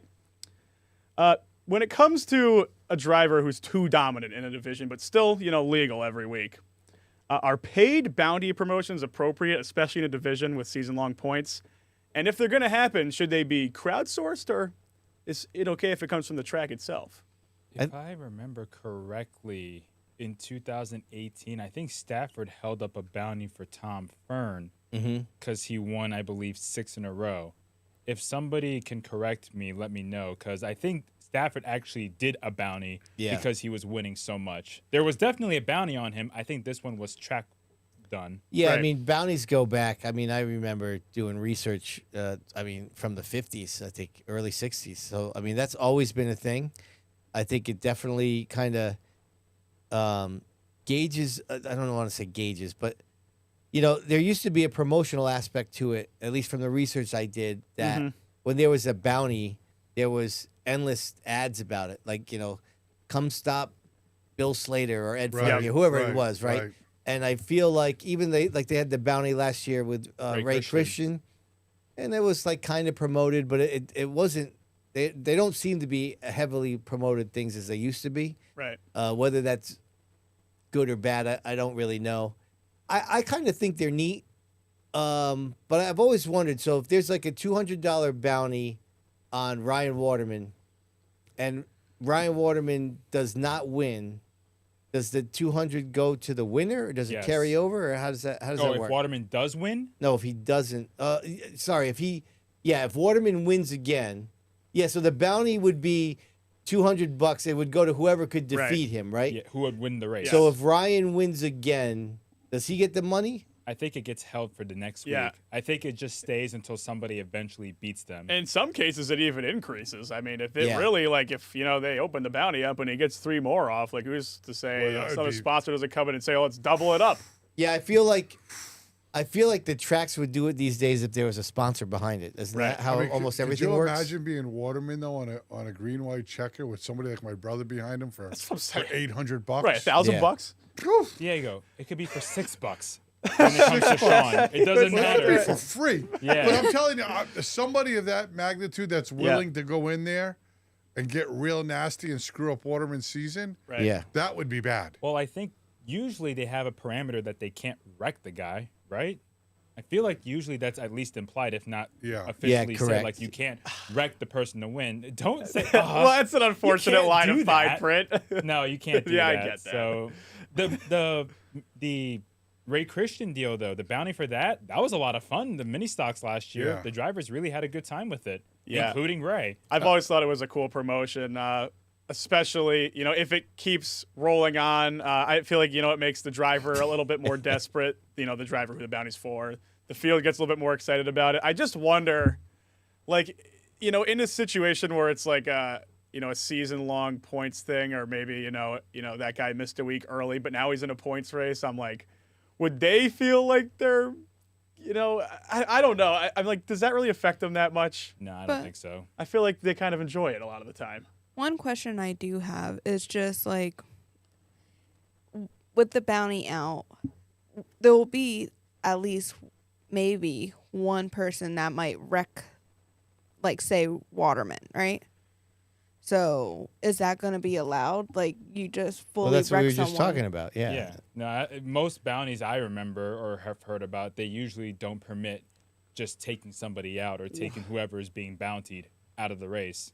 Because Well, otherwise, then you're asking for a listen, whole lot of trouble. If you wreck the guy, though, and then another guy wins that didn't wreck the bounty, right? I mean, did they get the money? They did I technically guess there's beat a him. lot of questions here, but I don't. If there's whether there's a bounty or not, if you have somebody that's an aggressive driver in second, bounty or no bounty, Right. it's going to happen. Hey, Diego. Sean seems convinced if there's a bounty, he'll do it. He'll find time. Right. Yeah, so- No, but I'm just saying, yeah. All right, so back in the chat a little bit. Yeah, that was one of it. Sean says if there's a bounty, he'll find time. Keeter says it was Tom Fern. And Austin Beers, he builds fences. I tried to pick his brain about it. And he's like, did I get a fence yet? You know what I have to say to him? You win a race yet? Wow. Oh, damn, Austin, you heard him? Wow. Next topic. Yeah. One more thing I will say, the aesthetic of it is kind of fun, which Keeter pointed out. The wanted posters, like, if it's going to happen, you need to really revel in it. Yes. So I guess this one's also kind of only loosely street stock related. Could a budget division underneath street stocks at Stafford work? I mean, would it bog down a division? Would it bog down the program? I mean, do you think it would have any staying power? I mean, what are the options? Mini stocks and Crown stocks? Vics? I have no interest in seeing either one of those at Stafford. I mean, Mini stocks interestingly, is barely a budget division now. no, that's true. Interestingly, Stafford seems to be the one track that didn't try the weekly Crown Vic thing when their event is kind of I what know. popularized its presence in New England. Yeah. They know that They know. there's no need for Right. that. What they have now with their 5 divisions is fine. There's no such thing, I feel like, as a budget division. Even the Waterford Crown Vics are getting Right. out of hand. Right. So what is a budget division? I don't know, like an X car, a Super X. No. Type I mean, of thing. X Even cars those are getting winning up mini there stock now. races. Those Yeah. aren't. I mean, what are we talking about? Yeah, Yeah, no, there's no such thing as a budget. The street stocks are the budget division. yeah. All right, I keep a foot race, I guess. I don't know. All right. Foot race. Well, that's That how would they be do it. exciting. MRS tried that Yeah. a couple Really? weeks ago, and Patrick Emmerling fell Yeah. during the foot race. Oh, come on. Yeah. He knew what the real prize of the night was, you know. Well, this was not the tour race, so he didn't win that race either. Oh, okay. Finished Well, second, actually. That's very sad for Patrick. Well, thank you, everybody, for my segment once again. Always fantastic. All right, let's keep it moving. We still got more to go. Here we go.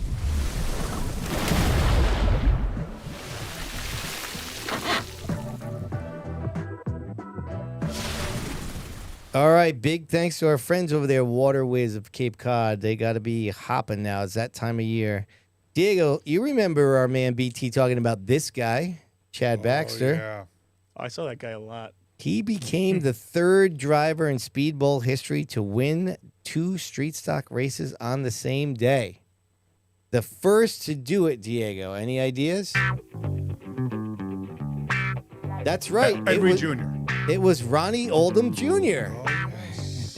He did so on August 9th, 2008. And the second occurrence happened less than 3 years later on June 25th, 2011 by Diego. Corey Hutchins.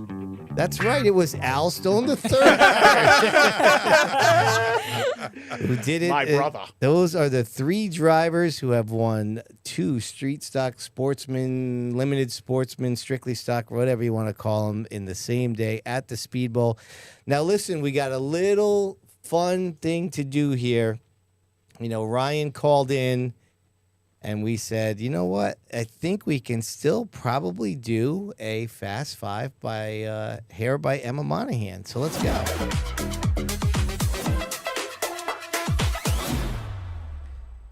All right, a very uniquely interactive segment we're going to go with here. Ryan is going to answer our questions. Let's see if we can get this done in 60 seconds. Let's see how smooth we go here. Are you ready, Diego? Yes, let's do it. All right, hit it. If you could share another driver's talent, who would it be? Kyle Larson. Woo! What's your go-to snack at Waddell's trailer? Oh, snack? Well, he doesn't really have a lot of, stuff anyway. Every time I go in there, it's Tootsie Rolls. I always see Smarties. Smarties or Tootsie Rolls. He's going to see this and get so mad. Ryan, you've had a lot of violent ones over the years, but what do you consider to be your real worst wreck in the Cup Series? Talladega with Kyle Larson. That's simple enough. Yeah. All right, let's tell me, what is the go-to musical artist on your playlist when you are headed to the racetrack? He's got to think about it. Glock. I don't know who that is. Who the hell is that? I have a playlist on Spotify. You can go look. You can go listen to it. All right. Yeah, I'm sure it's right up your alley, right? I don't know. I enjoy Tom Petty. I'm all over the place. You'll see. Now you're talking. Go to my playlist. You'll understand. What driver do you ask for advice outside of your RFK teammates? I would say.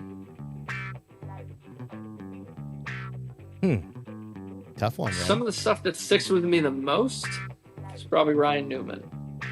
All right. Well, listen, he's going to see him again tomorrow. That's at right. Stafford Motor Maybe get a little Speedway, more. Oh, that was cool. Yeah, once again, big thanks to Ryan. We appreciate the time that he took out to hang out with us and give us some content for the podcast. Let's carry on. More to do here. Diego, get yourself ready. What's your record for consecutive questions asked?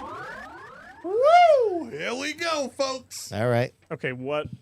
A little excited about this. It's the Ed Marcel Firewood and Land Clearing. Mm-hmm. The viewer mail, baby. Let's do it. Okay, this first one's from Carson Peters. Okay. Okay, and this is a very good one. I like this one. In my personal opinion, lap cars are a part of the sport of racing. In every sport, you compete for a spot to do something great in your career. If you start off slow and don't immediately kick off as the greatest prodigy to ever touch the sport, should you quit? I think the act of showing up and persevering week after week says a lot more than going home ever will. This is with absolutely no ill feelings, but rather our race team's opinion from a lapped car point of view. Yeah, so I think we just need to reiterate that when we were proposed that question, the question was inaccurate. Yes. And Scott Tapley, who put in that rule, was in the chat and corrected it to say that it was not lapped cars kicked off the track. It was if you were a group of cars, say they qualified 25 cars and 28 showed up, those 3 cars that didn't make the cut would be allowed to be in the race until they went a lap down. Right. So if you earned your spot in the race through the qualifying procedures, you were not getting kicked out, nor were we saying that you should be kicked out. Right. So I think just giving that clarity, I think, should help. Right. I don't blame them if they thought that we said all lap cars should be kicked off the track for them being sore at us, but I don't think that's what we were saying. You know, there's some other contingent aspect to it. Don't you not get part of the purse or like a points or something like that? I mean, well, I don't know. The point is maybe not. I don't know. He brought up a great point though, because everybody needs to start somewhere. Yes. And I don't know this kid, but I do happen to talk to a kid in the Speedbowl pit line every week, and he's a fresh start in the mini stocks. And he's coming to my mind, and I don't know if this is him, and I talked to him the last 2 weeks. He's just starting, and he gets lapped. But he shows up every week with him and his dad. Right. It would be a damn shame if they kicked him off the track for going a lap down. Right. Right. And so I wholeheartedly agree with his comment. Tapley's rule, like you stated, is a great rule. He's giving you a shot. Like if there was this kid that I'm talking about, there was 25 minis and he got in. Yeah. Even though he didn't qualify, you can't be mad because you got to get off now. Right. Yeah, right. You're effectively on borrowed time. Like So it's a bonus to even be out there. That's right. So Tapley's Make rule laps. is great, but I agree with him. Everybody's got to start somewhere, and everybody's got to learn. So I wholeheartedly agree with him. And two people that have legendary careers that were notably not good when they started is Tommy Fox. Yeah. He raced for like 6 years before he actually won a race. Mm-hmm. And Al Stone Yeah. was not good when he started for several years. Yeah. And then once he got it. And Yeah. he started winning basically ever since. Yep. But so by no means do you need to come and set the world on fire to actually be good. Sometimes sure. it takes a little while, but you can become an all-time great. Yep. All right, Carson, thanks for that question. We're going to move on to the next one. This is from our old faithful Mr. Jeremy Martin. Oh, yeah, we know that guy. This is his question. Will a weekday show with Tri-Track and one other division work at Stafford this week? Or does having Newman and Preece race help draw more people there? Yeah, I don't think there's really going to be any concern about attendance or really any kind of viewership for this event with those names. I don't know. I mean, I would think that I think Preece is going to help bring fans to the track. No doubt. Mm-hmm. Yeah. Because people are going to want to get autographs and that kind of thing. But viewership, I mean, I don't know. Would it bring more viewers? You guys think it would bring more viewership to the... What is on Flow on Wednesdays? Right. Well, true story. Yeah, I mean, that's already a huge plus. Right. Right. That in of itself is a big factor. Yeah. But I think even with just one weekly division is enough for that program. And the star power in the Monaco Modifieds, even without Preece and Newman, just in the modified scope, is huge to begin with. I mean, there's 30 cars in the entry list. Bonsignore's in there. Yeah. I mean, and goes Justin on and hasn't on. raced at Stafford in 4 years, 5 years almost. Yep. The only name I'm bummed about that was there last year that I don't believe is on the entry list is Andy J. Was he on the? I think he was on for one of the Tri-Track races. Maybe it was the Masters. Yeah, because I was working pit road. Yeah, he didn't. He was there last year. No, I know he was. Yeah, he and he's definitely not was here there this last year. year. Yeah, that's what I'm you're saying. right. Yeah. No, it's still a good list, and I mean, Preece and Newman are a bonus, especially Preece. But I don't think even without them that it would hurt the crowd as much. There's no way. Yeah, that place is going to be rocking. Yeah, without that a doubt. place is 1,000% going to be rocking. Whether Preece was there or not, Preece is only an added bonus. Right. Yeah. Right. Preece is bigger than Newman being there because people are used to seeing Newman. Yeah. Preece comes home, they all want to watch. I mean, it's a tour type mod show where they're going to have 30-plus cars. I mean, what more could you ask for? Right. Plus I mean, 30 plus SK yeah. lights. Yeah, I mean, you're used to always seeing the usual hecklers at every track for every event, but even, with this event, even gets most of them quiet, so I'm feeling pretty good. I hope American Airlines has Wi-Fi. Oh, you're flying. Oh, that's right. I'm going to be midair. Yep. Yeah. And I'm going to hope to God I could tune in. Well, to there's this always the old race. replay. Yeah. So Yes, it's true. All right, Okay. Reminator, say words. If any of y'all have questions for us, please send it to sidviewpodcast@gmail.com. Thank you, and back to you, Diego. All right. Real quick, Jeremy had a second part of his question. I'm going to read it off real quick. Mm-hmm. Could you guys please start including the top division winners on Monday night at the carts in Stafford? Oh, here we go. They deserve recognition and are equal in racing to Thursdays and Fridays at Waterford and CONT. Everyone in this room is now dumber for having listened to it. Oh, that's mean. That's rude. That's bad. So this is one of my major disagreements with Jeremy. It is not the same as Fast Friday or Thursday Night Thunder. I guess with the exception of maybe the Bandoleros, you could say. But the Monday nights at Stafford is go-karts. Yeah. And we don't cover go-karts. Right. We don't cover Pomfret. We don't cover Berlin. And we don't Right. cover quarter midgets. We cover the big tracks. And there's 4 of them. 4 oval big tracks. Stafford and CONT and Thompson and Waterford. Never mind the work. Yeah. That's a lot of work. And it is almost, especially on weeks like this week when all 4 tracks are running. Yeah. 2 Yeah, of you which don't need already more. have 2 nights of racing. Yeah. So it's not to be disrespectful or anything towards the Monday night. I think it's a great program. I think all Yes. those are great programs. Any of those programs that get the younger drivers involved in the sport is great. Oh, no doubt. But it is not what we cover, and it's not in our bandwidth to cover. So unfortunately, that's just not in the cards currently. All right. Moving on to the next. This is my boy, Joe Pavo. Oh yeah, we know that Our guy. CONT regular, Mhm. and he writes in regular. So, Joe, thanks for always chipping in your part of the show. Why is it so difficult these days for racetracks to provide fans with a program and rosters? Tracks could certainly make money providing fans with a program that highlights different drivers or promotes sponsors whose fans will go out of their way to support. That's what fans do. I'm just not a fan of scanning a barcode and looking at my phone to read the lineups. I saved every program from every single 46 Cup races I've had attended, as well as my others from local events. They're time capsules. Am I crazy? Yeah, pretty much, Joe, you are. Yeah. Right? But well, Sid here did that for years at the Speedbowl, so who better to talk about and that? I closed up shop because it didn't make money. And Right. so it was it became where it kind of made a little. Now, listen, I was terrible at selling ads for it. I was not great at that.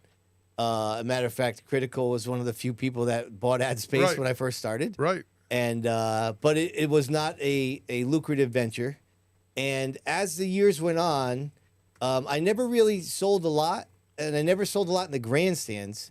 The people that a majority of, like I would say, 60 to 75 of the sales were in the pits. Yes. And then the printing costs just kept getting more and more and more. The last year I did it, I only did it for big events because basically those were the ones that made money. And the other weeks I lost money. Right. And the reality is, outside of pictures, and that's, again, I stopped doing it in 2014. I can't believe that. It's over 12 years now. But even then, there was some pictures that you didn't see. But other than that, like all the stories were already there. You could get the points. I don't know if they were instantaneous like they are now, but like all the information was old, right? Their press releases, point standings, that's all stuff that everybody already has. Right. And so I get what Joe's saying. As a matter of fact, when we went to CONT, he wrote down, this is what a cool guy Joe is, he wrote down the roster for all divisions for Fro and I as a reference, which was really cool. But it is old school. Yeah. And, I mean, I have almost every program in Speedbowl history. I have everyone dating back to at least like 71. And then like beyond that in the 50s and 60s, I have maybe 50 or 60% of them. So nobody appreciates the nostalgic of programs and them being time capsules. But the reality is it's 2026, and that's just not what it is I got now. a question. How do you think, I mean, just because Joe had brought it up, what do you think of just the roster sheet that they could hand you if you bought a ticket? Okay, so when I first came to Stafford in August of 19, the easiest way, for some reason, 2019, we have smartphones back then and whatnot, but I got a program. Stafford still had programs back then. I think that was the last year they did them. But that was my way of learning the drivers, was looking through the program, looking through the point standings. Right. That was how I learned about the drivers, at least starting off. Right. So even at that time, it was effective for me. But it's just so easy on the internet now, especially Stafford's website. Yeah. Because Stafford's website is so good, it's simple to navigate. Well, simple for most, to navigate and find what you're looking for. You want to find the roster, go to the teams tab, click on the division. I think it just makes it so much easier. That being said, I do feel a little nostalgic towards programs, especially because that's how I got to learn a little bit about the track when I first stepped in. I'll echo that too. I mean, obviously, I'm very much Gen Z. Like, we've all grown up with the internet.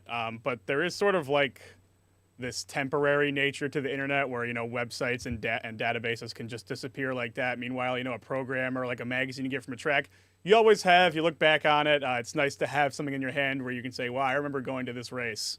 So it is, I would say, a loss in that aspect.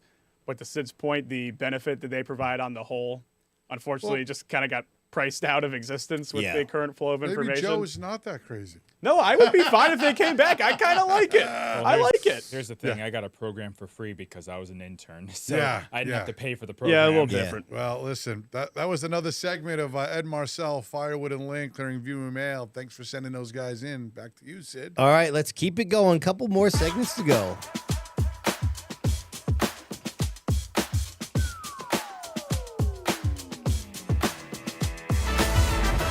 All right, big thanks to our friends over there at Broadbrook Heating and Cooling. Diego, Bonssa and I were prepping for the show yesterday, and he was going through the old Sunoco modified clips.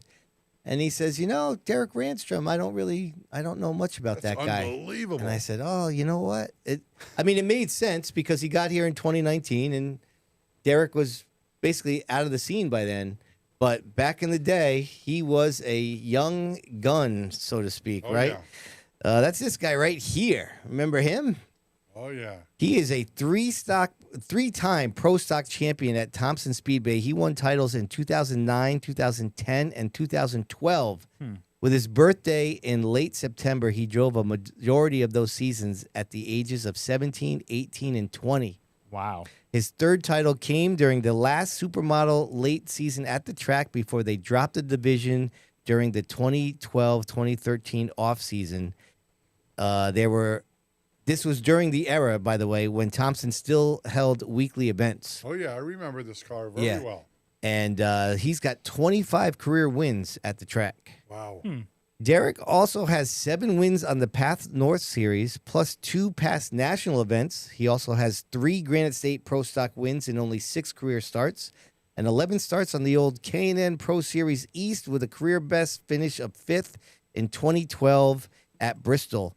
He also made a handful of starts on both the NASCAR Modified Tour and the Monaco Modified Series during the 2010s. Derek stepped away from racing for several years. I believe him and his wife have 4 kids. And he just recently returned to the Modifieds at Thompson, which is I think their track probably fits his schedule best. I saw Derek a couple times. He's run the bowl a couple times. Yeah. And good guy. But he was a hot shoe. Yeah, just kind of one of these guys you didn't know if he was going to take off. And he won some big races. He won down at I think one of those past national races was down at Hickory. So he did some things, man. So it's something new. Yeah, it's amazing how quickly you can kind of disappear. You know what I'm saying? Yeah, it's kind of nuts. All right, let's go now. I'm starting to really look forward to this segment.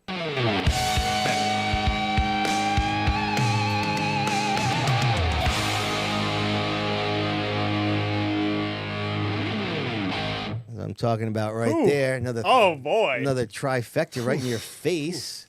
There's a little bit of separation here. I feel like me, Diego, and Fro, we're in a little double-digit heaven here. Reminator and the Bonssa hot seat are just fighting it out there in the basement, trying to figure out who's going to stay in last. Tough week for the King. You know, they call him the King.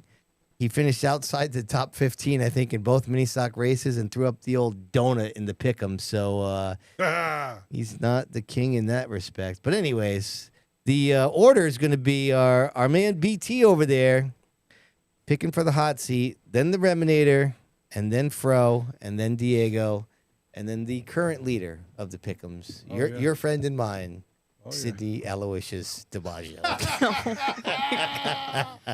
Go ahead. Anyways. Yeah. Just want to let you know the 2 times I've done the hot seat. Oh, here we go. 4 for 8 this year. Nobody cares. I know. What is he talking? These stats he's making up. I ain't making anything Nobody up. cares. I do. Nobody cares. You think I, of all people, make things up? Don't get all serious on us. I know. Serious. Just stop being a bully, Diego. Say the 5 names. Say the 5 names. Let's go. I am. Don't interrupt me. All right. Waterford Speedbowl. Waterford Speedbowl. X-Cars. Christian Herman. He's going 4 in a row. Chalk City. Yep. CONT Speedway. Bandolero Bandits. Landon Solomito. Chalk City again. Monaco Modified Tri-Track Series at Stafford. I'm going Ron Silk. No chance. Wow. I hope Ron's watching. Wild card. Stafford. SK Lights. King of the Crate. Nick Anglace. And then my wild card number 2. Waterford Legends. Thursday Night Thunder. Jacob Rowdy Burns. Okay. Reminator. Sound all confident. Let's Full of it. order up that 5-pack of donuts. Here you go. Okay, so Waterford Street Stocks, Chad Braxter. Braxter? I don't think he races there. Baxter. We only said his name like 5 times I'm today. sorry. Seaconk, Bandolero Outlaw, Luca Dib, Pro Fours, Froze Guy, Rob Ricciardi? No, Riccardi. Whatever. Yep. Junior. Close. We'll take either one. Stafford SK Light, also going with Anglace. Chalk City. Waterford SKs. I'm going John Pulio. Doesn't even race there regularly. Talk smack about us sucking and then talk smack about us trying to win. Just can't win with Sid, you know? Okay. Oh, it's me. That's right. I have no comment. Well, you think Chalk City's over. I assure you it's just not. You lived in it. Okay. Waterford, we're ripping it right off of Jay Caprio. Oh, my God. What a start. Seaconk, Chase Belcher. Please go back-to-back. Oh, that's your boy. Yep. Finally picked him. By the way, I refrained from picking him because it was pointed out how much I picked him. That's over now. See, we're running late, so we could care less about the backstory. Right. Wow. You guys, I deleted the rest of my picks.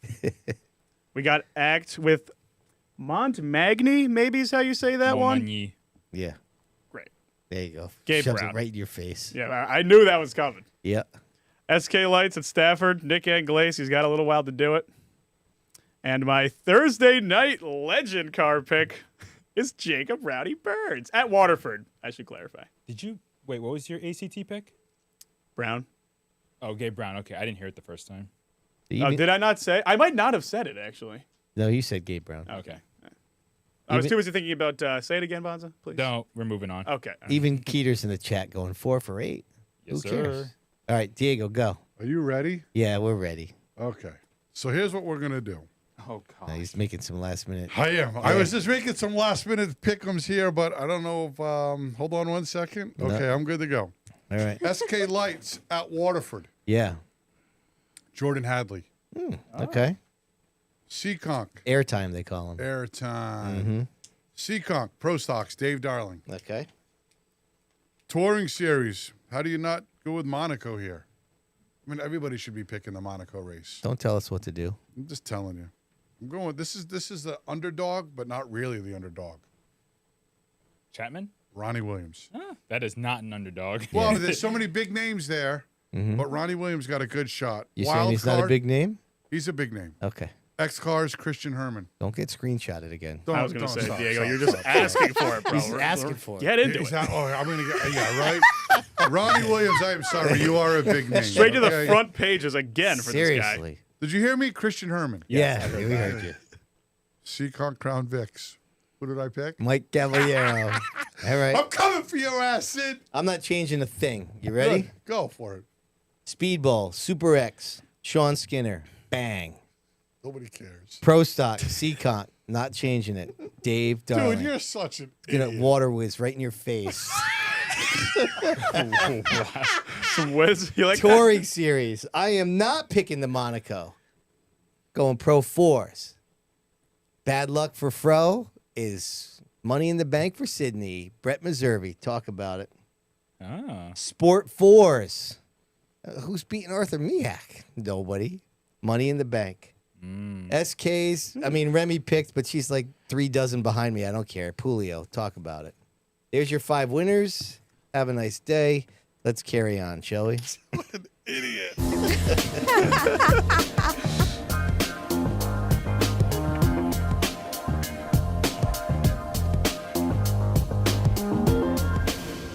All right, listen, we big thanks to Lavoie Racing / Riley Electrical / Riley Generators for almost the entirety of the Pop Culture Minute on the Sid's View podcast. They have been a sponsor. Dan Riley's been a great sponsor and a good friend to the Sid's View channel. And this is the last one for them for quite a while. The Pop Culture Minute will be back next week with a new sponsor. We're excited about that. But listen, Diego, tonight is the MLB All-Star Game. The annual summer exhibition, also known as the Midsummer Classic, pits stars of the National League against the American League, and is a symbolic halfway symbol of the baseball season. The first All-Star Game took place on July 6, 1933 at Comiskey Park, the home of the Chicago White Sox. It was highlighted by a 2-run home run hit by the Yankee great Babe Ruth in the 3rd inning. 20 of the 36 players in that inaugural All-Star Game were later inducted into the Hall of Fame, including Babe Ruth, Lou Gehrig, Lefty Gomez, and Jimmy Fox. Interestingly enough, Diego, for 4 seasons from 1959 to 1962, the MLB held 2 All-Star Games, one in July and another in August. The second game was created to help booster the players' pension fund, with all gate receipts and broadcasting revenues from the second game being funneled directly into the pension system. The two games features nearly identical rosters from each league. However, the double exhibition quickly wore off, with fan attendance dropping and media criticism increasing. Additionally, the new MLB expansion in 1962, as well as the increase in the league schedule from 154 to 162 games, made the scheduling of a second game difficult. The leagues then agreed to funnel 95% of the All-Star Game revenue into the players' pension fund, making the need for the second game obsolete. This is all so very strange with all the millions of dollars that they make nowadays. Oh, yeah. But the single game format returned in 1963 and has remained the same ever since. Diego, the players with the most MLB All-Star Game appearances, and all 3 of them were in that era when they had 2 games a year, so these records are going to be almost impossible to beat. But the leader in that category is the legendary Hammer and Hank Aaron, who was in 25 All-Star games. Wow. Tied for second on that list With Ozzie Smith? is the Say Hey Kid, Willie Mays, and Stan the Man Musial of the St. Louis Cardinals. That is your Pop Culture Minute. Just a couple more things to do here before we wrap it up. Let's find out what's on tap, shall we? Ooh, a little frosty one. Not too much foam now. Jeez. Still see me. Still see me. And he's dead. And he's gone. Okay. All right, Stafford, tomorrow we will be there. 50-some cameras going on, drones flying around, Monaco, SK Lights. Thursday, Thunder at the Bowl. Fast Friday at Seekonk. And then Stafford, it's Cletus weekend, as we may call it, huh? Big weekend. The 900 on Friday, and then Burnout Rivals on Saturday. Packed house. Should be... Fro, you going to be there all weekend? Oh, absolutely. So we'll expect a report next Tuesday from Yes, you. sir. All right. The Seekonk, they got 40 lappers for the Sportsman and the Truck. The Speedbowl, let's see some car counts down there now. I hope they get them. Stafford's SKs. off. We got a 50 lapper for the SKs, a 40 lapper for the lights, a 35 lapper for the streeters, a 30 lapper for the minis with the Legends and the Crown Vics also on the schedule. The act is up in Canada, and the Pro 4s where my man Brett Meservey will be racing at Monadnock. Go. Add one more thing. Modified Tour White Mountain this Saturday. The Modified Tour. No, yeah, NASCAR Whelen Modified Tour is at White Mountain this Saturday. Why didn't you It's a tell me that? postponed date. I just thought about it. Oh. It's Oh, it's a postponed date? It was a rain out postponement. Well, another week. Damn Another it. miss. Yep. Well, What's that? listen, at least hold on. Let's just see if Tapley said it before you. No, good job. No, by I don't you. think so. Yeah. I'm ahead of Tapley for once.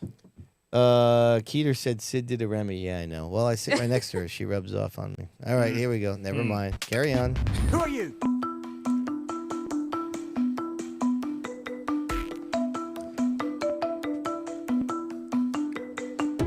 Brought to you by Skake It. We say it right. Damn straight. All right, let's what do we got here? Who won the week? Chad Baxter winning both street stock races at the Bowl. Ryan Waterman for winning 6 straight streeters at Stafford. Mike Caballero for winning his 5th straight Crown Vic at Seekonk.